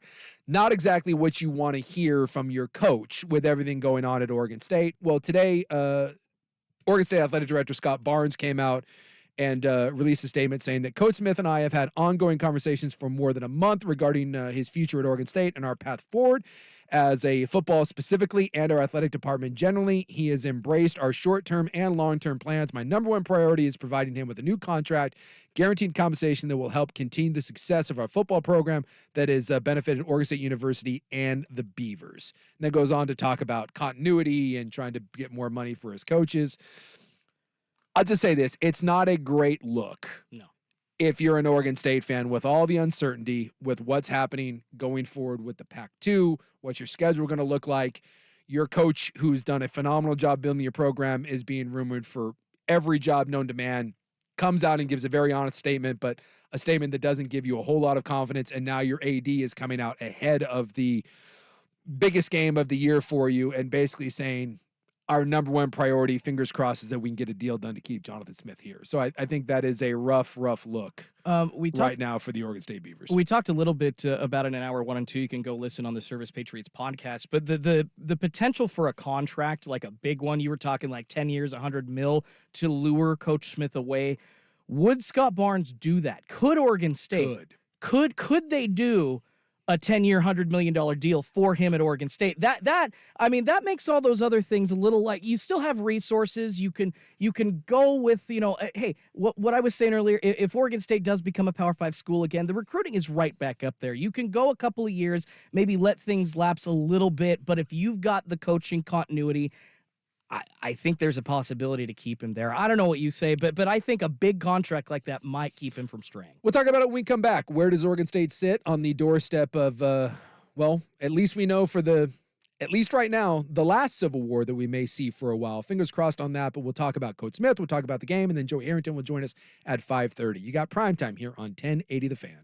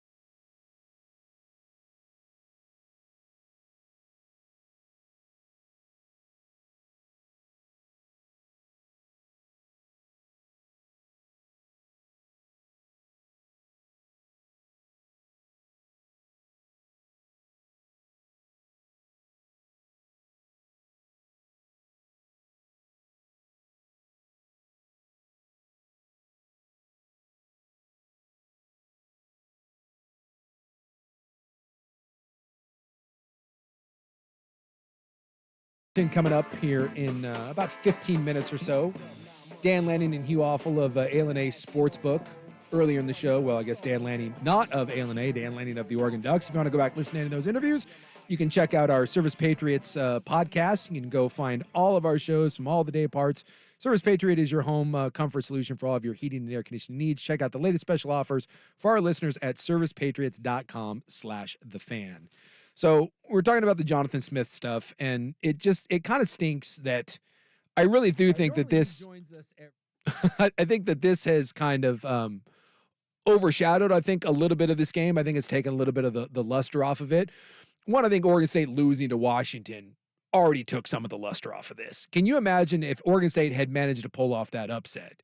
And, you know, they're making that drive at the end of the game, and it felt like there was some real momentum. If they could have finished that off, and you would have had a top 10 Oregon State team going against the number 6 team for the right to go play Washington in the Pac-12 title game, a revenge game or a rematch for either side. Whoever wins, you know, kind of goes into that, although Arizona would have something to say for that. But, like, basically a shot at the Pac-12 title game on the line there, it would have been amazing. It would have just had all the juice in the world, and now Oregon State loses. They've lost a lot of momentum. It's a 14-point spread. And now the Jonathan Smith news kind of comes out and his name being thrown about there. He gives an interview where he certainly doesn't refute the idea that other coaches are talking to him, or at least his agent, and that he would be listening to that. And now we get the dreaded AD statement. Like someone pointed out that Scott Barnes' statement, doesn't that smell a lot like the statement from when the Pac-12 is going to stay together? Anytime you get one of those, it's like anytime you get a statement saying that you back a coach, like when your coach is on the hot seat and you get the owner that comes out and you're like, well, I have full confidence in my coach. He's going to be our coach. Yeah. It just feels like it's like it's the death bell, right? It's the death rattle. You're like, oh man, you don't want the dreaded vote of confidence. I feel that that's the same thing with the athletic department making a statement, being like, well, our number one priority is keeping Jonathan Smith and his coaches, and we feel that he's looked at our program and he likes our short-term plan and our long-term plan, and this is our number one priority. It just feels like a lot of word salad and not a lot of confidence. And so I think if you're an Oregon State fan, I think this game takes on a real scary tone to it. Like, you're looking at this season for Oregon State was going to be a very special season. You felt like last year your team was one player away from being a championship contender. You went out and got that player in DJ, right? You felt like you had your quarterback. You're bringing back best running back in the conference, one of the best O-lines. You feel good about your defense. Like all of that stuff was working in your favor.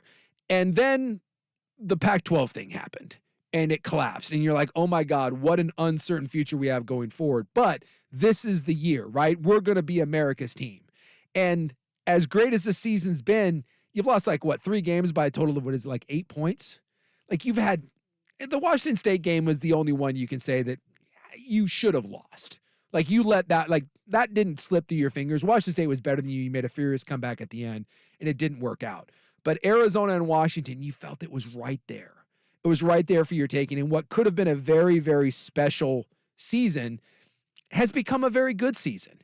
And I think under normal circumstances, if you're Oregon State, I think you'd be fine with this. Like you still have a chance to put together a top 15 year. Like think about where this program was a couple years ago. And now you're at the point where you're going to be disappointed potentially with a 10-win season. Like you've set the bar so high. And so under normal circumstances, you can say, man, this one got away from us, but God, we beat Oregon maybe, and everything changes and we'll go to a bowl game and we've never been to the Holiday Bowl. Maybe we get a crack at that or the Alamo Bowl. There's still a lot to like. We got Childs coming back. There's so much positive momentum.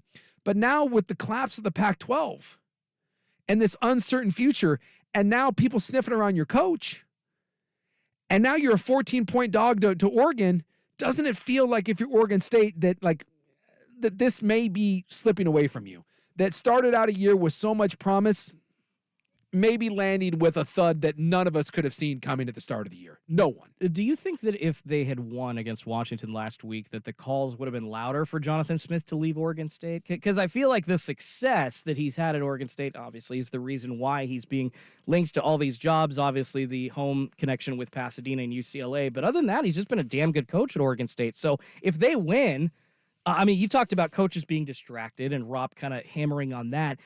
Where we're hearing these discussions just, I mean, through a megaphone this week, but would it have been like guaranteed he's going to leave if they would have won last week? Because this is, we're in that nervous area and we're in the maybe, but like, I'm trying to think outside of like money, what's going to make this happen? The uncertainty. For sure. Yeah. I mean, there's a couple things going here, and the biggest one is uncertainty. The other one is money. Like you asked, when we were doing the Hot 5 at 5, could Oregon State come up with a competitive contract? I think they could come up with a competitive contract. I mean, Jonathan Smith is already well compensated. Of course. And I think, you can probably scrape together some money here and maybe you can get him to $6. You can get him to $6 million. And, Washington State and Oregon State for the next 2 years are going to be fine. They're going to get a big chunk of money. However this lawsuit thing plays out, there will be a big chunk of money. Because it doesn't sound like the other schools are really fighting over future revenue. They just want this year's distribution to be handed out. So there's going to be $100+ million that Washington State and Oregon State are going to be sitting on. Give that all to Coach Smith. Well, but here's the thing. You can only use that money to sustain you for so long. Like you can prop yourself up for these 2 years while you wait to see what happens. But at the end of the day, if you don't find a way into an ACC or into a Big 12, you can't be competitive with the Michigan States or the Texas A&Ms or even the Texas Techs of the world. You're right. You just can't. So can you get to a good salary? Yeah. Can you get to where you're paying a guy? Remember, Michigan State just got done paying their coach. They fired him, but they gave Mel Tucker, I think it was 9 years, $10 million? Yes. They gave him $90 million. For Michigan State. Can Oregon State come up with $90 million? No, they can't. They I don't think they could have before, and they certainly can't now. So the money is an issue, but if they could get to $6 million, dude, that may be one of those where Jonathan Smith says, under normal circumstances, I don't need more than that. Lanning talks about that. Like Dan Lanning's like, how much do I need? Like Jonathan Smith will be well compensated or would have been well compensated at Oregon State. So the money's one aspect of it, but I think the bigger aspect is simply the uncertainty. If you're Jonathan Smith and you're sitting here and you don't know where you're playing next year. Mm-hmm. You don't know where you're playing the year after that. You don't know where your athletic department future revenue is going to come from. You're possibly staring at a December 4th transfer portal where you're now having to tell your kids that signed up to go play in the Pac-12, well, we're not doing that anymore. And can you keep the players that you have on your roster? Can you go out and recruit at a level that you need to be? Is there a future for you at the highest level? Because you can say all you want that, we're committed to playing at the highest level. But at the end of the day, there's never been a group of 5 or level team that has played at the highest level. I mean, Boise State's done a hell of a job, but Boise State never competed at the highest level. That's why Chris Peterson eventually left. And that's not what Jonathan Smith signed up for. So when you ask what is the driving force behind that, to me, it's simply that, which was the scariest thing in this whole thing when we found out that Oregon State was going to get left behind. That was the scariest thing. It wasn't even necessarily the financial hit. It was the uncertainty. And can you convince your players and your coaches to stay put? And we don't, by the way, this is all just reports. It's all just speculation, but it does feel like there is a little bit of a sense of doom right now kind of hanging over this. And I think it's clouded a lot of Beaver fans about this game coming up, especially if it doesn't end up going your way. And Rob talks about this all the time. And I think it's a real thing. When coaches have their eye somewhere else as the season winds down, go back to Mario when he was getting ready to leave for Miami and what happened at the end of that season. This happens at all levels. When you have a coach that if their eye is off the ball and they're looking elsewhere, that trickles down to the team. And if Oregon State's eye isn't on the ball on Friday when they kick this thing off, it's not going to be pretty because you're facing a really, really good and focused team. When we could talk to Coach Lanning, make no mistake about it, Oregon is dialed in because they're staring at a potential rematch at Washington and then a potential college football playoff that they think they can win. Oregon State has to be laser focused to have a chance at this. And I'm not saying they're not. I just think there's a lot of reason for distractions right now if you're Oregon State. And you don't want that when you're a big underdog. I know we got to get out, but I do think that with all the uncertainty you speak of, Suk, that there's going to be some gambles that need to be taken at some point. You've got to push your chips in without knowing what the final outcome's going to be if you're Oregon State. So I would champion you. Do what you need to do. Go get a loan. Talk to whoever. Hit up whoever. Get Jonathan Smith $90 to $100 million. If that stability is offered to players that are looking at Oregon State, to people that are looking at putting Oregon State in a conference, I do think that it's going to be a lot easier for them in the future. Yeah, I just don't think it's wishful thinking. I don't think you can ever come up with that number. Wow, I that sucks. I just don't think you can. And by the way, I don't know if anyone else is coming up with that number for Smith anyways. For sure. But to come up with that amount of cash. This is just how I know, hey, we're going to keep him here. And this is what would get it done. Conversation over, period. Yeah. And this one from the Vancouver Ford text line. Beaver fan here. I don't care about the game Friday. I haven't cared all week because of what Oregon and UW did by leaving. The game lost all meaning regardless of if Smith was to leave early or not. I don't think that's everybody. I don't think that's every Beaver fan. I think it's a lot of Beaver fan. Like I said, I think there is I think the optimism has one foot out the door right now if you're a B fan. Hopefully I'm wrong, and hopefully we get a great game down at Autzen on Friday, because it's conceivably the last Civil War for who knows. The Apple Cup's going to continue. Hopefully the Civil War is, finger crossed. But we'll talk to a man who's played in a lot of these Civil Wars. Joey Harrington joins us next on The Fan. Here, though, Schultz with SportsCenter. This is Rivalry Week on Primetime with Isaac and Sue. Brought to you by PG Long. Now, from the Spirit Mountain Casino Sports Desk, a SportsCenter update on 1080 The Fan. This update brought to you by Red Tail Golf Center's annual store-wide holiday sale now through December 24th. Details at golfredtail.com. First on The Fan, changes atop the college football playoff rankings this week. Actually, just one big one. The top three remaining the same. Georgia, Ohio State, and Michigan. But Washington leapfrogging Florida State into number 4. Oregon still at number 6, with number 16 Oregon State taking on the Ducks this Friday at 5:30 p.m. Coverage getting going right here on The Fan, with Ducks game day starting at 1 p.m. Oregon currently a 14-point favorite. The Blazers back in action tonight after dropping their game to the Suns in Phoenix last night, hosting the Utah Jazz as 2.5-point underdogs. Tip-off set for 7 p.m. on Root Sports Plus. The team today also waiving two-way guard Jamari Bouya and re-signing center Ibu Baji to a two-way deal. And in baseball, the Mariners trading third baseman Eugenio Suarez to the Arizona Diamondbacks for hard-throwing right-hander Carlos Vargas and backup catchers Sebi Zavala. More sports scores and stories in 30 minutes. I'm Schultze from the Spirit Mountain Casino Sports Desk. Watch and wager on pro and college football from across the country at Spirit Mountain Casino. Learn more at spiritmountain.com. Your favorite fan shows are on YouTube. Mash the subscribe button and like us for live streaming video and 1080 The Fan on demand.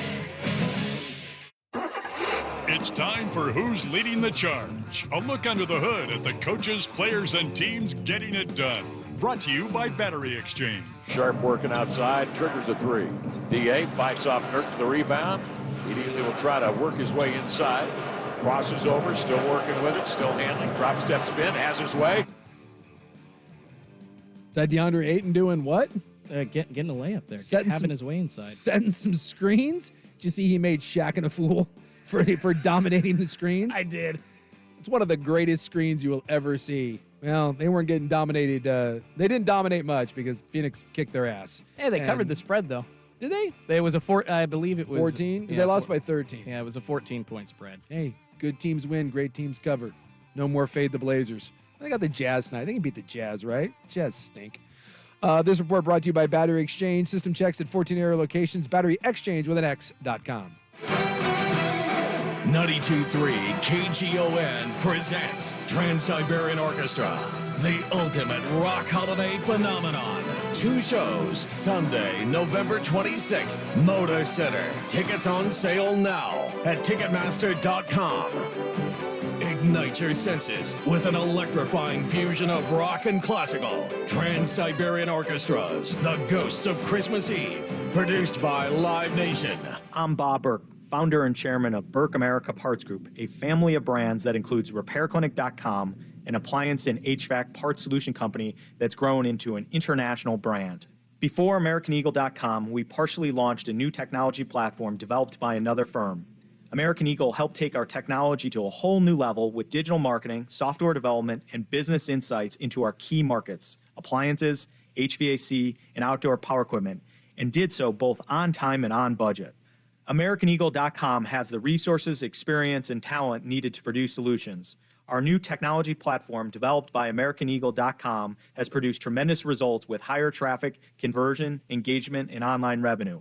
If you have any home repairs you need to take care of, check us out at RepairClinic.com.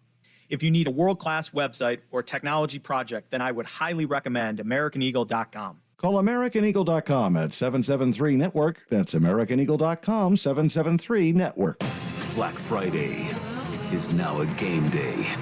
The Dolphins take on the Jets in the first ever Black Friday NFL game. Stream for free only on Prime. Black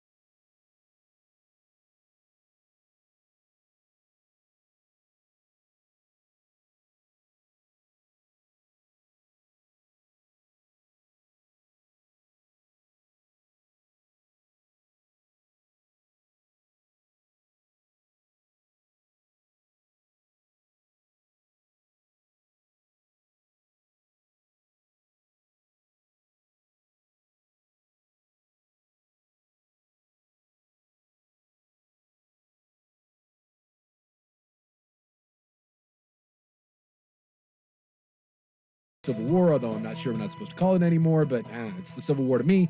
So we bumped him up with the holiday and all that. Joey Harrington joins us for his normal segment at an unnormal day, but the normal time if we got all that straight. And we've got no Rob. Joey, how the hell you doing? Okay, hold on. So I'm on a normal segment on a not normal day at the normal time with a not normal amount of co-hosts talking about a game that we still don't know what the name is. Exactly. We're dealing with a lot of, and no one can figure out what to get Jimmy and Millie for a wedding present. We're dealing with a lot of S right now. You know, I just wanted to make sure we're on the same footing as we start this conversation here. Well, I don't mean to out him, but it's so good that we have to. But we've talked about it today already. Just so you know, like as I was walking in today for the show, I'm walking in the door, and Rob's already here, which is usually an upset because I'm usually here a little bit before Rob. As I'm walking in the door, Rob is walking out, and I'm like, hey, where are you going? And he just looks. Traffic? Yeah, I was like, what are we doing? And it's just like 2:00. And I'm walking in. I'm like, you going to grab something to eat or whatever? And he just looks at me dead-eyed, like right in my face, and goes, I can't do it. I was like, what? He's like, I can't do this. And I, again, was like, what is going on? And he just, you anymore? What? Yeah. Do what? But like clearly, like I was like, I'm like, is he joking? Dead faced. He just looked at me and goes, I can't stay off the toilet. And I was like, there's nothing else you have to say. Like once that statement enters the atmosphere, we all understand there's nothing you can do at that point. I was like, well, okay. This just jumped into my head. Yeah. I'm sure, and I wish Rob nothing but the best, and I wish him health and all that. Yeah. But is he potentially, like, this could be a good thing if he clears things out before Thanksgiving tomorrow? Well, I tell you what, when you're getting ready for possibly the best eating, like, I mean, this is kind of like the biggest eating day of the year. and you go down with a Montezuma's Revenge 24 hours before, dude, that's devastating. Or he's just making sure his tank's on empty, right? If he's planning like a Joey Chestnut type of fill up, you can only fill so much if there's something still existing. And he's taking the approach of like, hey, look, I'm going the true. I'm driving this thing. I'm coasting into the filling station. I'm coasting on fumes. I'm getting this tank all the way full or all the way empty before I fill it up again this weekend.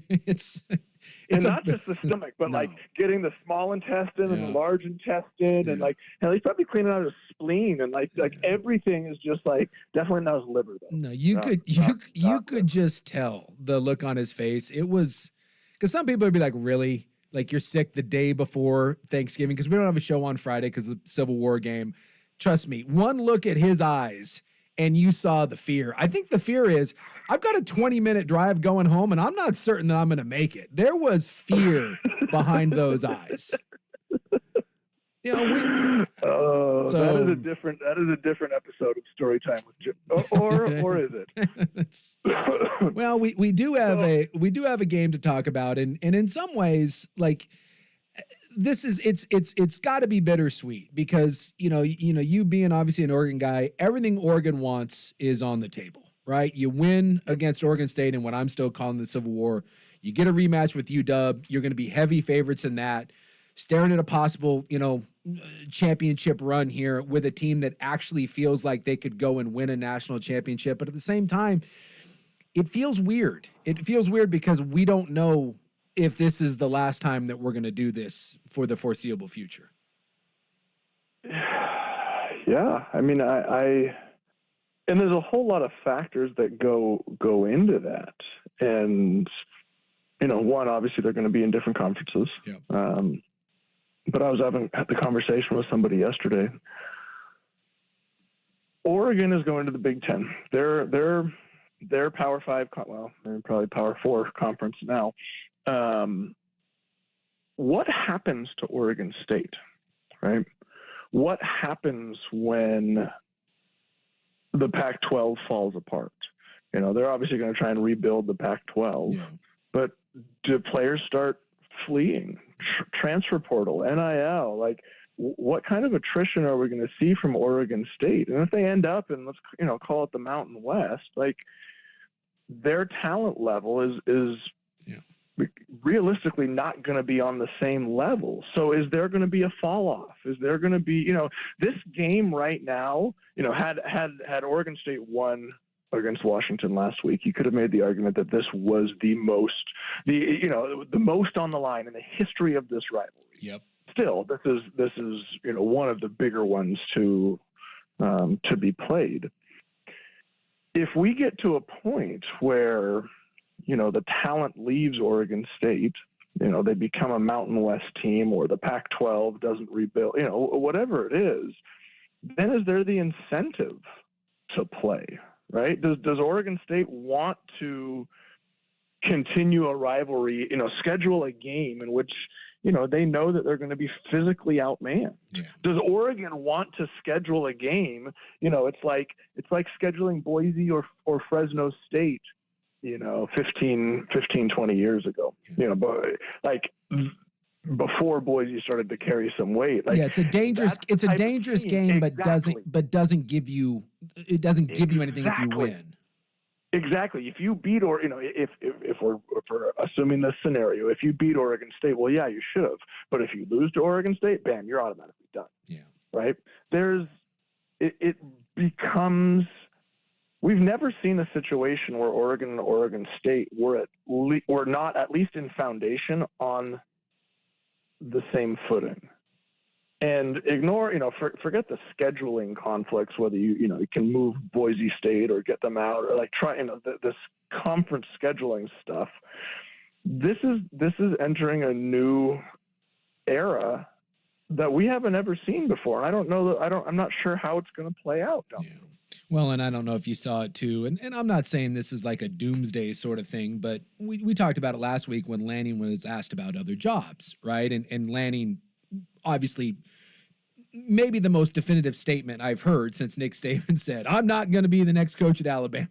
But, Lanning was pretty adamant that he's not going anywhere. And then we played Kalen DeBoer, and DeBoer's was not as definitive. And then, we had the Jonathan Smith yesterday who was talking to a local reporter, and, Smith basically said, to paraphrase, his agent is out there looking at stuff because it's what he pays the agent to do, and he pays the agent millions of dollars, and, every coach is out there looking. And if I'm an Oregon State fan, that's not what I wanted to hear right now. With all the uncertainty going on, and I'm not here saying that Jonathan Smith is going to leave and take a Michigan State job or whatever, but there's reports that he is supposedly one of the Final Four at Michigan State. He gives a statement saying that certainly his agent is out there looking, if that's, because that's his agent's job and he doesn't have anything to do with that. If I'm an Oregon State fan, that's not what I want to hear going into the last Civil War. No, it's not. But I think you would be a fool if you didn't at least assume that something like that was potentially going to happen, for the same reason that, we're having realistic discussions about players potentially leaving in transfer portals and, getting NIL deals somewhere else. Like this conference, the dissolution or dissolving the Pac-12 conference in its existing form is going to have significant ramifications. And, if I'm Jonathan Smith, I mean, God, like how incredible is it that you came back to your alma mater, that you brought him back to national prominence? Like he has done an incredible job. And now the situation has changed. And so I think you'd be a fool if you didn't at least take a look and hear what else was out there, and then weigh those options and make a decision. And maybe he says, coaching at my alma mater for the next 2 decades and trying to dig him out of this hole is going to be more important than, having another, major college or Power 5 job. But you got to have that conversation because the situation has drastically changed. Yeah. It stinks. And, I wish it wasn't like this. I wish this didn't kind of cloud over this game. And you mentioned it, had they beaten UW last week, I think this takes on a different tone with obviously. This could have been the biggest game in the history of the rivalry. Yeah. I mean, you can make an argument about 2010 in so much that, Oregon was playing for a spot of the national championship game. Now Oregon State didn't have anything writing on it. So I think that would be the lesser of the few. You can make an argument about 2009 in that the winner went to the Rose Bowl. Like I don't know. I don't think there had ever been a time in the rivalry when the winner of that game earned an automatic spot to the Rose Bowl. Yeah.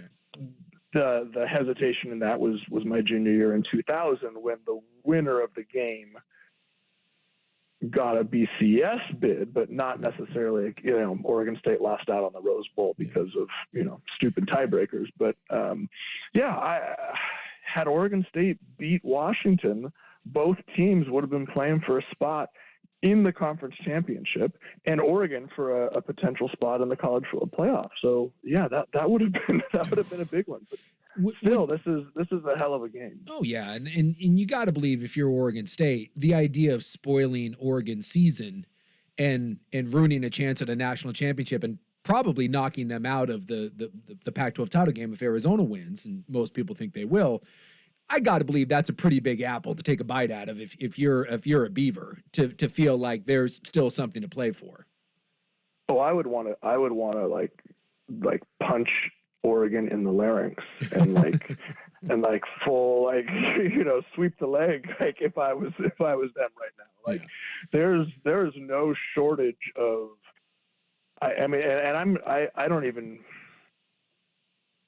try to find a descriptive word for what I'm sure are so many feelings coming out of Corvallis right now, whether it's, just it's not just the rivalry. It's what Oregon and Washington and USC and UCLA have done to the conference. It's all sorts of things. Yeah.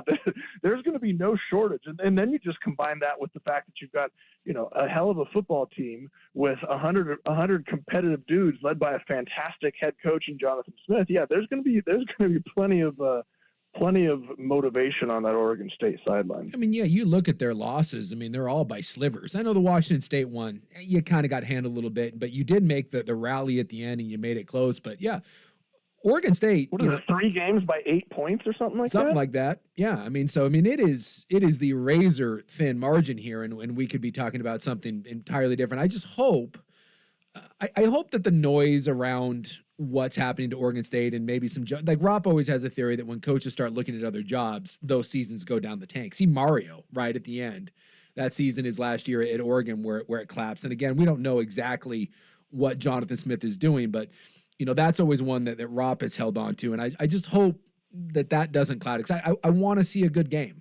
I want to see two teams that are fully engaged. And I want to see, if this is going to be the last rival for a while, I want to see the best from both sides. I don't want any excuses. I don't want, well, this was happening and that, and it was distracted. No, line it up. And I would assume, like you, even being a Duck fan, you had to have enjoyed it more when Oregon State was competitive, right? I would think in a rivalry game, you want it where it's strength on strength, not where one is, is a cripple. What are you talking about? No, I want to. Look. Looking back now, you realize that you're talking to somebody who never threw a touchdown pass against Oregon State. Like, my touchdown to interception ratio against Oregon State is astronomical, but it's interception to touchdown. I looking back, if they could have crawled out of the tunnel and they couldn't walk and they were straight, literally carried on gurneys, pushing on a hospital bed, that would have been the best scenario for me. I don't care. I just want to win. I want to win 173-0. Looking back on this, all I want, Suk, is just to go back to 2000 and have one of those tip balls not end up in the hands of Jake Cookett. Okay, it's no, I don't want him at full strength. I miscalculated. I want that game back. All right, we come back. I want to talk to you about just kind of maybe your favorite memory of what this rivalry is, growing up watching it, playing it, and then we'll actually get into what you think about the game itself, maybe some X's and O's, and where maybe an advantage here lies for either side. So we'll hold you on for one more segment. Joey Harrington for another segment when we come back. You've got Primetime here on 1080 The Fan. It's time for a Ducks Report, the inside story on Oregon athletics. Brought to you by Mods PDX. The future of building is here. It's just another game, and we want to go out there and execute at a high level. And obviously what happened last year is not something that we want to have happen again, so we just got to make sure we go out there and finish the game. That's Bo Nix right there talking about what they got to do in this game coming up, and it's pretty simple. If you're Oregon, win and you are in. Lose and you need some help from Arizona. So Oregon wins and they punch their ticket to Vegas with a rematch with Washington, with more than likely a trip to the college football playoff on the line. And it does seem like report brought to you by Mods PDX. The future of building is here. The home of dirt and spray. I'm Dirt. I hate to tell you this, there is an unwritten rule that the closer you park, the quicker you need to exit. It is the unwritten rule of Costco. Everybody knows this. Until I leave the spot.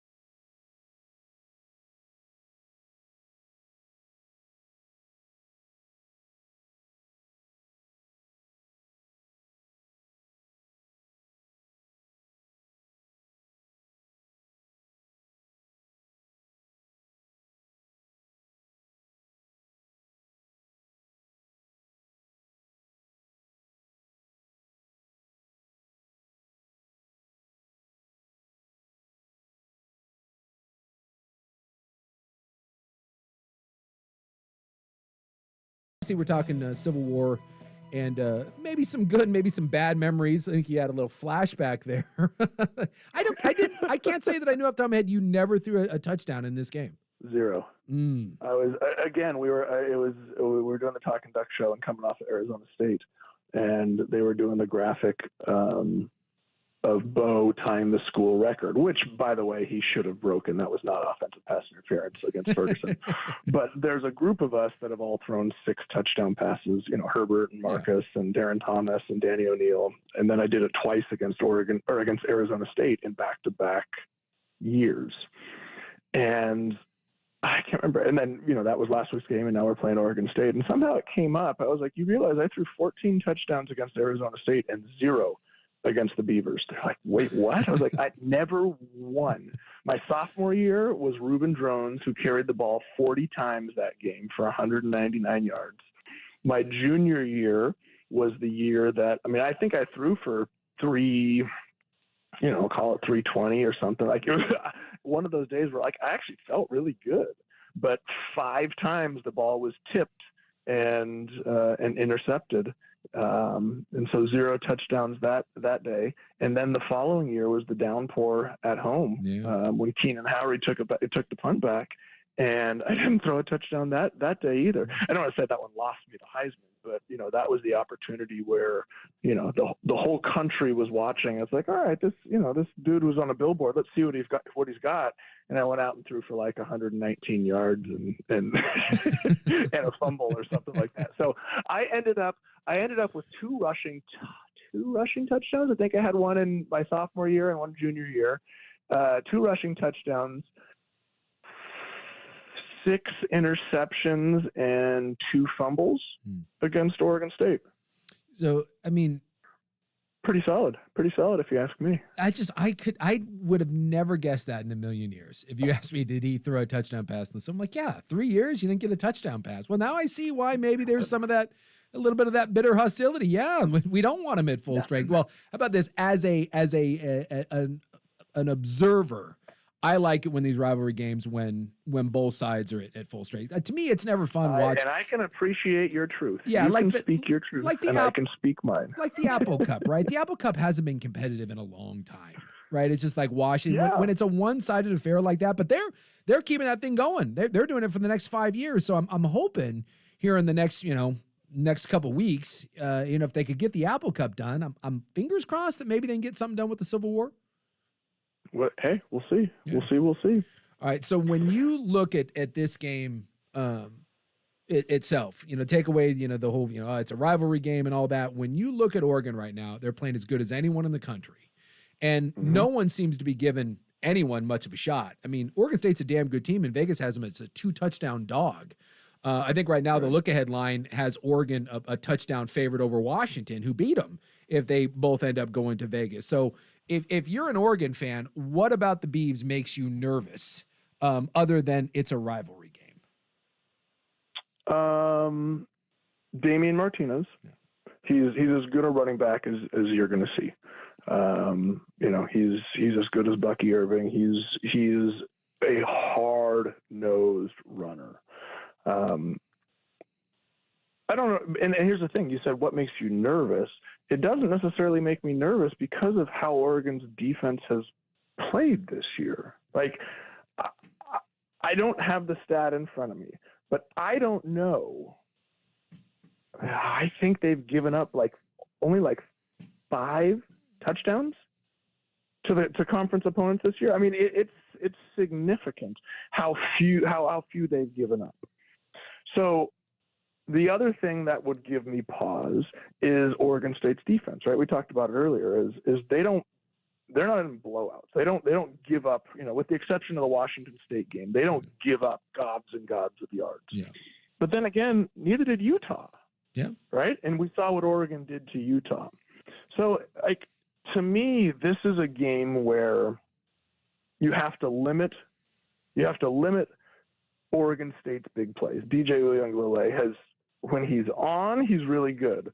When he's not, I don't want to say not on, but it's it's an explosion play, right? He hasn't shown that game in and game out he can go down the field, march, efficient, convert on third down, and move the chains. Like, you limit their running game, you limit the explosive plays, and then the key for me, like, and it sounds so stupid, but it's Bo. I mean, Bo is as good. It's a different feeling, but I would compare this, at least for the way that I feel. If I said you had to have one drive to win a game with Bo right now or Marcus in his last year, I don't know that I wouldn't pick Bo. Yeah. Simply because, is Marcus going to be more explosive? Absolutely. I mean, he's literally phenomenal. His legs He's incredible. the greatest. Oh, yeah. Unbelievable. But what Bo has been able to do, game in, game out, drive in, drive out, play in, play out, it is the most consistent, efficient, effective, yet explosive. Like, we've said this before, he's completing nearly 80% of his passes. 80%. They had 6 drives in the first half against Arizona State, and he took them down the field 6 times for touchdown passes. Like, the man does not panic.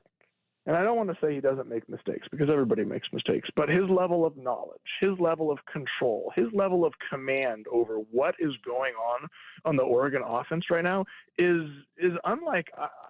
I don't know that I've seen anybody who has this much control over what their offensive football team does. It is incredibly impressive. Yeah. At the beginning of the year, I picked UW to win the conference. I had UW, Oregon, and I had UW winning. I thought Penix was the difference. And I think for the first 6 weeks, I was still saying that Penix was the best quarterback in the conference. And, you can make a debate on who played a better game, but Penix beat him. And I was like, well, there you go. Penix, give it to Penix.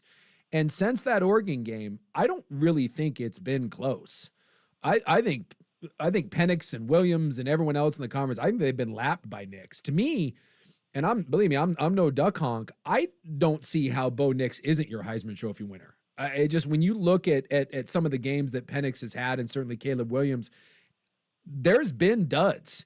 There hasn't been a single one. Even the game that they lost against Washington, he was phenomenal. The other close game they had against Texas Tech, he bailed them out. He has not played a bad game. I don't think he's had a bad half necessarily all season. Yeah. It's kind of incredible. And if he finishes this off and ends up winning a Heisman Trophy, it's just weird the way we thought about Bo Nix when he transferred to Oregon, like a stopgap, until you find a young kid.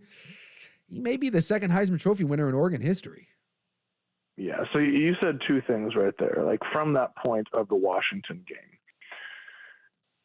Coach Bellotti always told us the game, and it sounds kind of hokey, but the games you remember, you play in November, right? Yeah. Like, that is what sticks out. In the month of November, Bo Nix is leading the country, not the conference, leading the country in completion percentage, touchdown passes, passer rating, passing efficiency. He is literally leading the entire country in the month of November in every major passing category. You said the other thing was, I don't know how he doesn't win the Heisman. Admittedly, Jaden Daniels is having a hell of a month as well. Sure. Right. I mean, and what was it, 500 total yards and 8 touchdowns last week. The game before, where he ran for 250 and threw for 350. I mean, the only guy I've ever seen do anything like that was Tui. Tui's senior year, what would have been my junior year. It would have been his junior year. I mean, it was absolutely incredible. And I think that there is I don't want to say a narrative, but look, these things are driven by media. These things are driven by voters. These things are driven by perception, right? And the perception is always that the SEC is going to be better than the Pac-12. Yeah. And, for 95% of the time, it has been. This time, I don't believe it is. not only in the conference and top to bottom. The final year of this conference has absolutely been the deepest we've ever seen, and at the top, individual players. And what Bo has done week in and week out, like you said, he hasn't had a bad game. He hasn't had a bad I can only think of one, and I'll say quote unquote, air quotes on the radio, bad quarter. And that was the first quarter against Washington State. Yeah. Right? It has been an absolute clinic every single time he stepped on the field. And I mean, we've never seen this level of consistency. And you got to finish strong, right? Oregon State isn't going to roll over and die for you. And then, on a national stage, you got a chance to redeem the one loss that you had. And I feel like, you know what? Well, I was going to say, with that chance, that one loss, he's going to get a play, and Daniels won't. Yeah. Right? If they win against Oregon State, Jaden Daniels will not be in the SEC championship, and the country will be watching Alabama against Georgia and Oregon against Washington, and they will get to see Bo and Bo only. Yeah. If you're Oregon State, you just got to run the ball 50 times, right? I mean, to me, the best way to stop Bo Nix is just don't let him have the ball. I saw that Oregon State went on that 10-minute drive against Washington. If I'm a Beaver, that's 45 to 50 rushes. To me, that's how Oregon State stays in this game, is to just try to keep Bo on the side. You give 45 of them to Damian Martinez, and then you give another 10 to DJ, and then you I'm trying to think of of course I just lost the second tailback, who by the way has 500 yards of his own. Who's he's no slouch himself. So give him check that. Let's give Martinez 40. We'll give the number 2 guy 15. We'll give DJ 10. What are we up to now? 65 carries. Here you go. There's your offense. That's the plan. Yeah, it just has to be one of those where you just keep pounding the ball, and I think you go for it honestly on every fourth down. I think you pull it like it's Oregon State. If it's 4th and 1 on your own 38, I think you QB sneak it. I just think if you're Oregon State, you have got to just throw. What do you got to lose at this point, right? That's the only thing I'll say about Oregon State by losing that game against Washington is you're not playing for anything. And maybe that frees you up a little bit to play a little looser when Oregon has everything to lose. And if you're Oregon State, you're just playing pure spoiler. I'm not even going to talk about that situation right now because based on conversations we've had about things that happened in the month of November. So I'm going to put a stop to that and say it's been a pleasure. Thank you so much. I'm not even going to entertain that, and have a wonderful holiday. What are the Thanksgiving plans at the Harrington house? We are getting together with my side of the family this year. So I'm thinking we'll probably have about 45 this year. Whoa! Is this at your house? We are not hosting. No, we always used to go to Grandma and Grandpa's house. But long story short, my aunt and uncle bought the house, and 25 years ago, and their kids have grown up and moved out, and so it's time for them to sell. We actually get together at just not a banquet hall, but just a little club down the street that has a space to rent and got a kitchen, and we all go potluck style and bring it on in. So it's a great way to still get together with the family, even though we don't have the big house, the house to gather anymore. So we alternate between Emily's family and my family, and this year happens to be the big old Harrington side. All right. And favorite dish? What are we? Are we a turkey man? You're a ham? We a stuffing? What's Joey's power ranking? I'm a stuffing guy. Yeah. But the stuffing has to have sausage in it. Oh, okay. I go dark meat with stuffing and sausage. And if it doesn't have sausage, then you gotta, really gravy it up. Yeah. And I'm not going to lie, I love a good green bean. Ooh, a green bean or a green bean casserole? Because those are two different things. Nope. Just a good green bean. There you go. Yeah. He's got to have some snap to it, like maybe a little bit of a crunch. The green bean casserole just turns into a slog. It's no good. Yep. It's the worst. Agreed. I love a good casserole, but the green bean, it doesn't belong in a casserole. It's a bastard. It's a bastard casserole. Get it out of here. Fair enough. Well, we agree on some things, we disagree on others. I appreciate the power rankings there of the Thanksgiving. We wish you all the best. You going down to the you got the bum knee still, so you're probably not going down, huh? Man, the idea of crutching through the parking lot and crutching up the and then crutching back down, it's like, I'm gonna have my foot elevated, and I'm gonna have a Harrington Family Foundation bourbon, and I'm gonna hopefully watch a game where there's lots of touchdown passes, which is something that I did not ever do. Thank you for bringing it up, and you have a wonderful day. Happy Thanksgiving to you and yours. Always appreciate having you around. Thankful for you coming on our program, and we'll catch with you next week, possibly talking about a Pac-12 championship for Oregon. Sounds good, buddy. All right, have a great weekend. Thank you, my friend. All right, that'll do it for us here and this portion of the show. Joey brought to us, as always, by Mods PDX. The future of building is now. Club 1080 coming up next as we round up a holiday edition of Primetime right here on 1080 The Fan.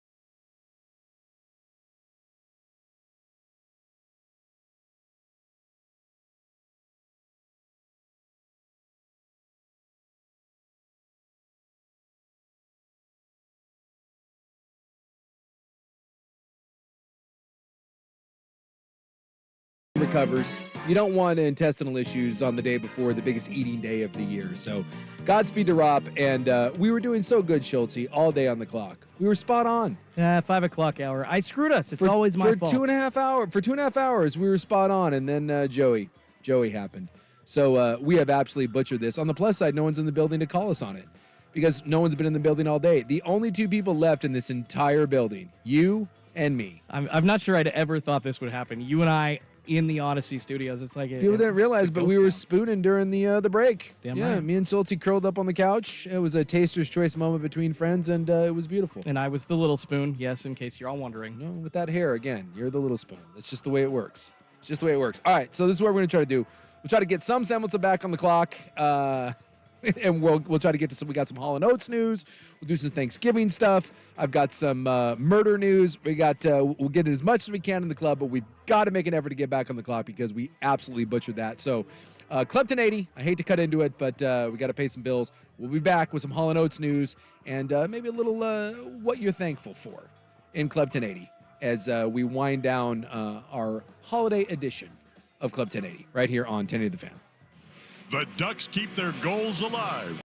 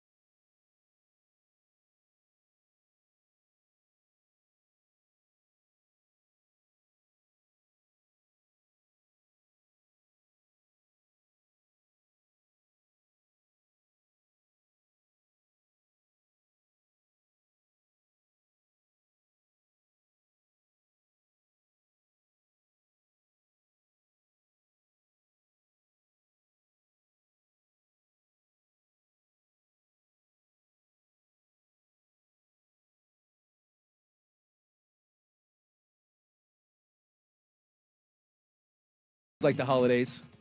Even though by the time we get to this point, like in the show, there's no one in the building anyways, doesn't it have like an eerie like feel to it? Oh, yeah. It just, I don't know why that is, because this is no different than any other Wednesday night, but there's a vibe to it. There's something about the vibe of a pre-holiday day. Because I said we're not heading into the weekend, but this is our last show of the week. We got Thanksgiving tomorrow, and then we have the Civil War on Friday. But I mean, there's a reason why this is the biggest drinking day of the year. It's the same thing with like Christmas Eve. There's a feel to it. Who's being productive right now? Like who? You and I.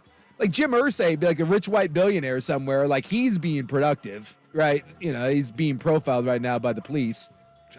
Ooh. Like Jim Irsay is one of those guys that you can feel sorry for. So he's probably out grinding right now and being profiled by the police. But other than that, no one's being productive. So I'm middle class. I'm not getting it. This may be the most unproductive like day of the year. Again, the fact that it's the biggest drinking day of the year should lead you to believe that it's the least productive day, because drinking and productivity don't go hand in hand. I've been so productive. I've been so busy that I forgot today was the biggest drinking day of the year until you mentioned it. So you have if you started the Thanksgiving pregame, are you doing it at your house? Are you going places? Tonight? No, I'm doing it at my house. It's wife and I. We're going to be watching Grandma got run over by a reindeer, and we're going to be cuddling. No, but are you going somewhere for Thanksgiving, or are people coming over? Oh, to your place? sorry. I'm going to my mom's tomorrow. Okay, so you don't have to do any sort of real prep or whatever. My wife is making some squash. That's about it. Okay. It's like if you're hosting a Thanksgiving, then it's like it's a process, like food prep happening. Oh, it's a hard one too. You got to start like 3 days in advance with that stuff. Yeah, it's amazing how many times people can ruin holidays for no reason. Like, I get if you're hosting a Thanksgiving and you really like doing that, but isn't it amazing? Like, someone said, I got to make 5 pies tonight. I'm going to be productive. Like, to that person that just texted in on the Vancouver Ford text line, do you enjoy making 5 pies, or are you going to be miserable making 5 pies? Because it's one thing if you really enjoy doing all the Thanksgiving prep, but if it's something that you despise, I'm fascinated at how many people will wreck a holiday because they're putting in work to enjoy the holiday. Like, I get homemade pies much better than store-bought pies. But if baking 5 pies is stressful and it's going to be a miserable day or a miserable morning, wouldn't it be better off to have a slightly less version of your pie and just buy it from the store and not have the misery that goes along with it? That's one thing I've seen a lot of companies, like good food companies, restaurants that you would want to go to, or Costco, for instance, is doing this. I saw a couple of like pre-made dishes, or not just pre-made dishes, but like 4 dishes all together. It's just heat and serve. The work is done. Yeah. And frankly, I'm not offended by you not cooking that food. Some people love that. Some people love it. This person said, I enjoy doing it. Otherwise, why the hell would I do it? Totally. See, people do it all the time and they're miserable. Like, my wife used to do this all the time. She was that one that hated all the work that went into holidays. And so she would go all out for the holidays and then be miserable while doing it. And it ruined holidays half the time because she was like in a pissy mood. And I would always say the same thing. I'm like, let's just go get Chinese. She's like, well, it's Thanksgiving. You have to have turkey. You have to have this. You're like, you don't have to do anything. So I'm just telling anyone out there, if you're stressed out about making dinner, if you're stressed out because you have to do a bunch of pies, I just want everyone to realize that there is no law saying that you have to make Thanksgiving dinner from scratch. You really don't. There's no law saying that you have to make Thanksgiving dinner at all. Like, we do Korean barbecue at my house. I haven't had a turkey at my house in years. See, that sounds really good. Yeah. Well, no one really at my house, one, we got a bunch of Asian women at my house. No one really likes turkey. Like, we don't really like doing ham. Like, mashed potatoes, like, it's like whatever. So we decided a number of years ago, because we don't go anywhere. We don't go over to family. We just do it at our own house. We have our own little... Smart. We're like the Puerto Rico of my family. We're part of it, but we're kind of... Like, we're on the outskirts. We're one of those. We're citizens, but it's we're just out there. We're like doing our own thing. And traveling sucks on holidays too. So. Yeah. So we just decided a number of years ago, why do we have, if no one really likes turkey and no one really likes ham and no one really wants mashed potatoes, why don't we do something that we all like? And we all love when we do big Korean barbecue. That's like what we do, like if we're having a special dinner. So we just switched to that a number of years ago. So we got some like crab, we got like crab puffs going on. Oh, you got the crab rangoons? Oh, You yeah. dirty bastard. I'm jealous. Yeah, we do a whole thing. Like the only like Thanksgiving Sounds yummy. dish we make is like my son wants mac and cheese. So he does like we do like one that's the only white person food that we have. Traditional Thanksgiving dish. Although I'm not even sure mac and cheese falls into that category. There's a massive debate about that. Yeah, we do like that was like one of those old like we have like the homemade mac and cheese that we do, and that was always like one of his favorites growing up. So we just that's the one thing that we still do. We'll do like we'll do a homemade mac and cheese, and then my daughter's always made like a cream corn casserole that was delightful, but we're not doing this. This is the first year. My daughters are on the other side of the world. Oh, man. Yeah, it's kind of weird. I was talking to Anthony Newman, actually, during Ducks Roundtable, and he was just so excited to have his kids home, especially for this time of year. It's fun to have them home during the summer, but around the holidays, you get the feelies. So that's tough to have them across the It's my entire first one. world. Yeah, because the boys home from college, but the two daughters. In fact, it's Thanksgiving. It's not Thanksgiving over there. Shocker, they don't have Thanksgiving in Korea. Not really a big Korean holiday. I'm not over shocked there. by that. Yeah, I don't think the Pilgrims landed in Seoul. Good old Pilgrims. They hated Christmas, by the way. I don't think I that just was learned that. The Pilgrims hated Christmas. Yeah, I've been listening. I am a Mannheim Steamroller fan, like hardcore, and I Yeah. was listening to the medleys that Chip Davis, he talks and kind of gives a little Christmas history. And learning that today. The Pilgrims, who brought us Thanksgiving, they were very, very against fun and jovial times. So they hated Christmas. Interesting. Yeah, very. Yeah, it was the olden days. Everybody the olden was days angry were pretty miserable in general. Yeah, it's You're not wrong.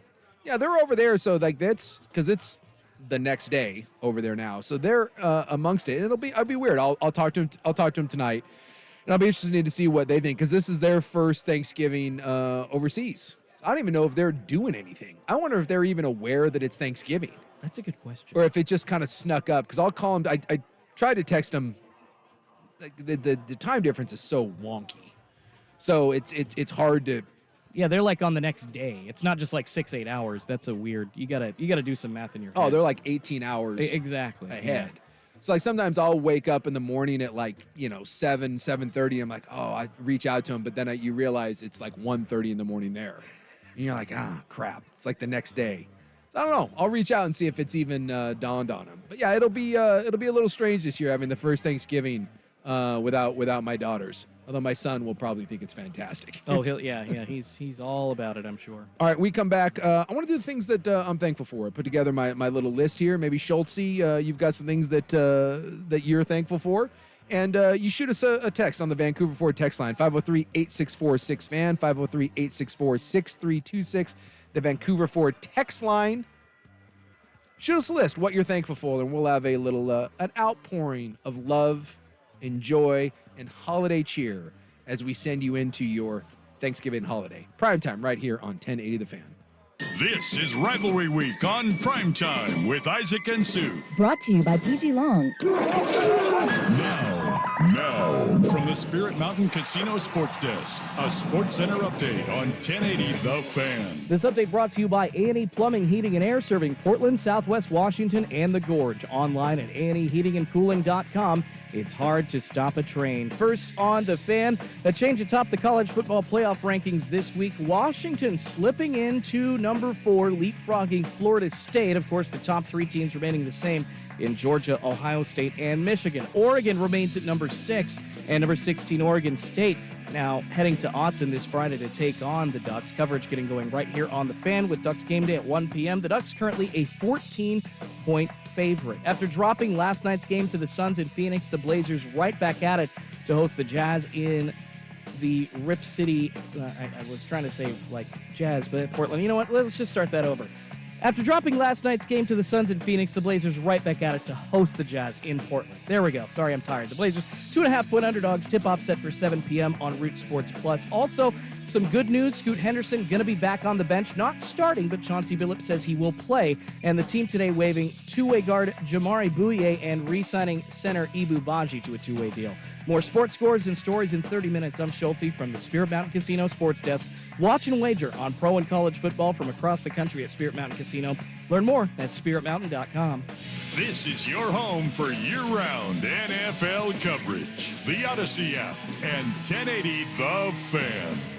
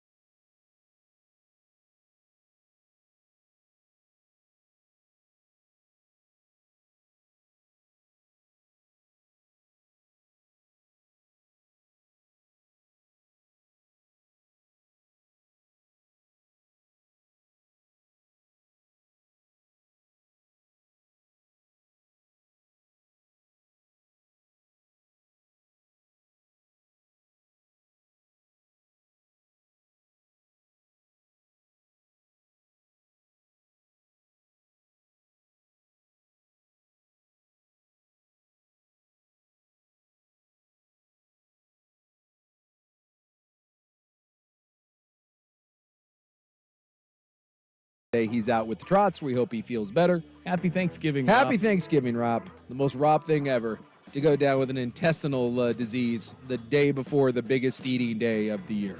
And, the biggest drinking day of the year right now is he's not drinking tonight and he's not eating tomorrow. I don't know what he's going to do. This is like Rob's peak time of year. Yeah. Rob's sitting around his house right now, or would be, with a glass of wine, maybe a snifter of brandy, feet up, watching obviously hot Blazer action that he can't get enough of, watching the return of Scoot, and now, no. Praying to the porcelain gods, that poor bastard. I got a bottle of Willamette Valley Vineyards Pinot calling my name when I get home. I think tonight we'll, like I said, tonight we're going to go home. All the food is being prepped by the better half. My son, they're all doing that. I was in charge. I cleaned the house this morning. Nice. So bathrooms were clean, floors mopped, all that good stuff. So I think tonight we'll start off with a little Irish whiskey.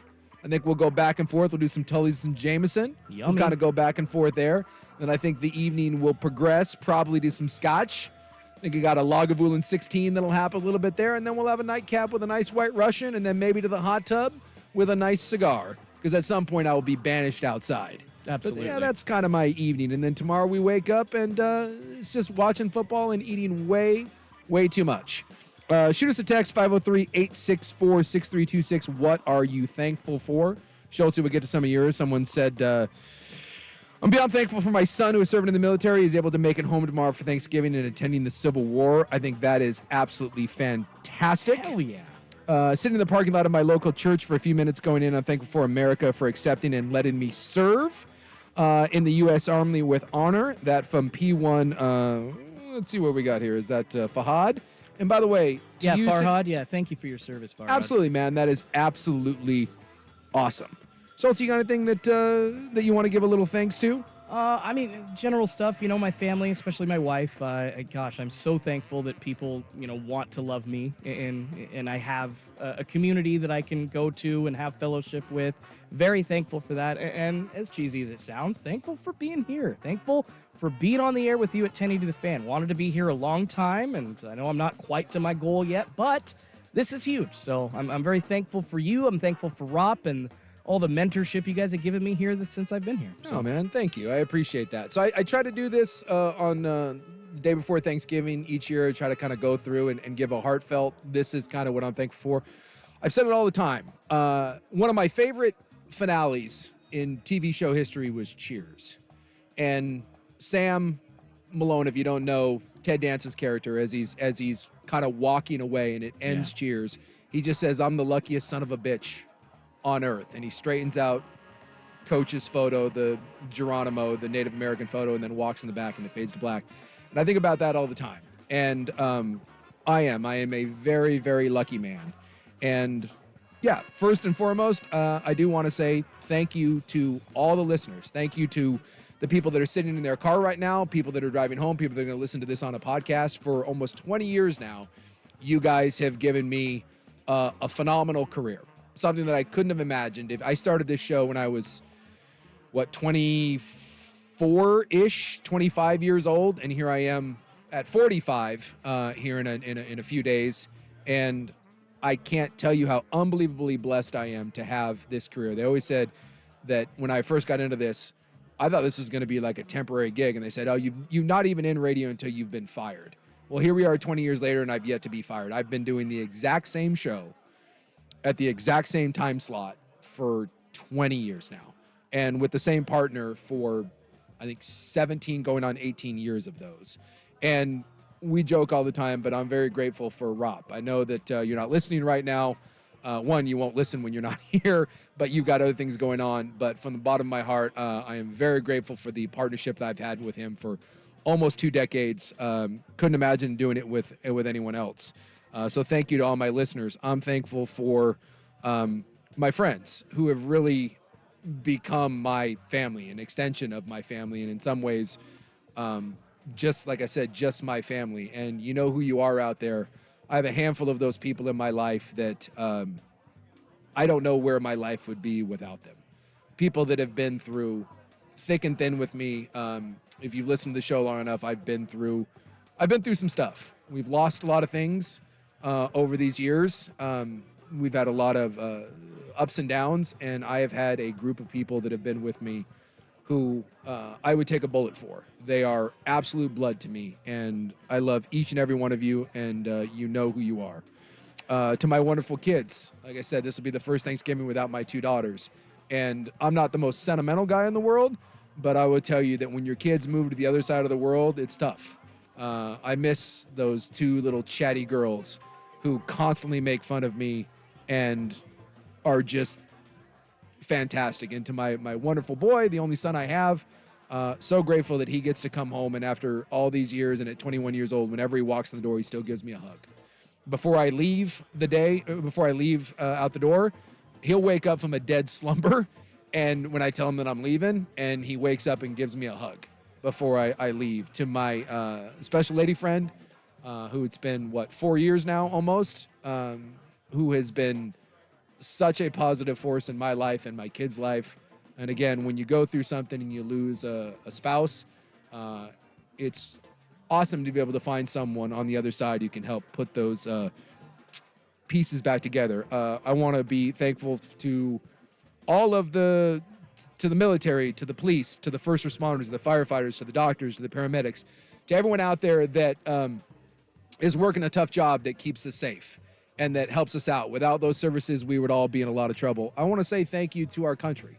I think in today's polarized society, we get a lot of crap. We get crapped on a lot.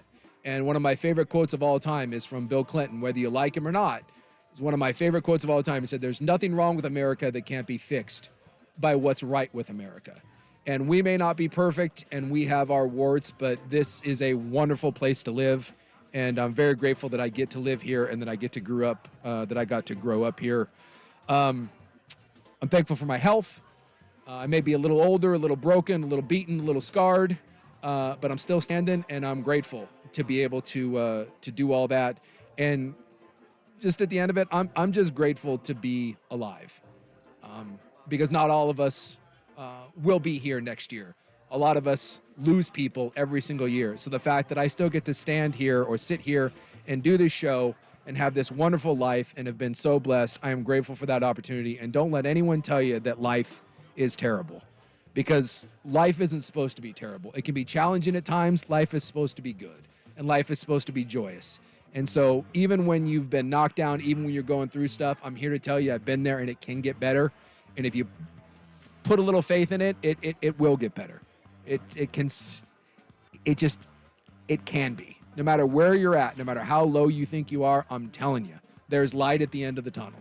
You can get there. And don't let anyone tell you that it's never been worse times. Don't believe 1 second of that. This is a wonderful time to be alive. Yeah, we're going through challenges. There's always been challenges, but it's a wonderful time to be alive. And I'm so grateful for all of those things. And when we come back, we'll put a big old bow on this and send you off into your holiday weekend. But those are the things that I am thankful for. You got Primetime, Club 1080 right here on 1080 The Fan. Hey, it's Souk, and let me tell you, there's a huge difference between having just a backyard and a true outdoor living space. After Vulcan Design and Construction finished with the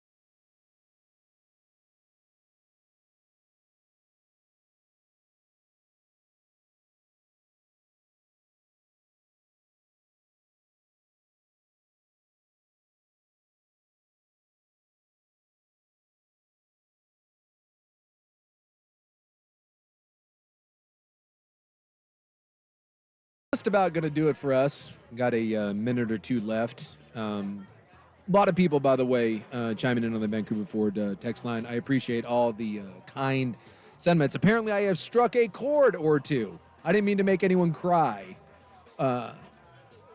going into Thanksgiving, but maybe you're just drunk anyways, and maybe that's why you're a little sauced emotional. up, It's emotional. It's okay to be emotional for now and every now and then. Well, this sports radio audience is really the best. I would say in the entire Pacific Northwest. Screw Seattle. Like, you guys are awesome.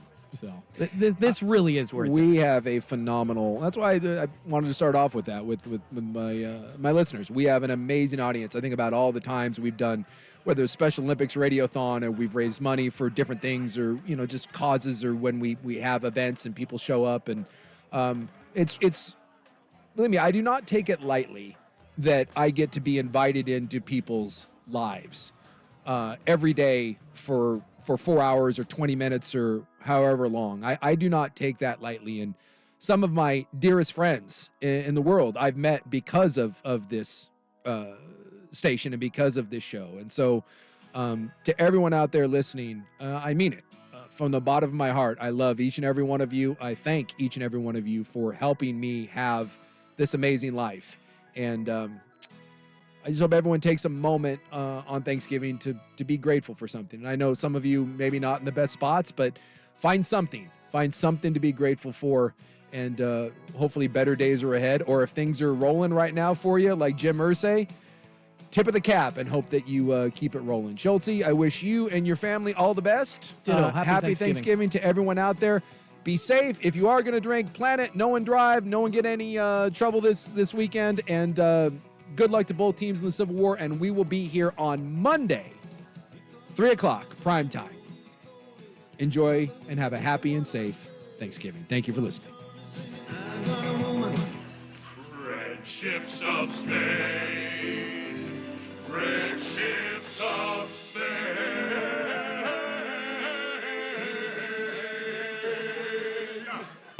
Black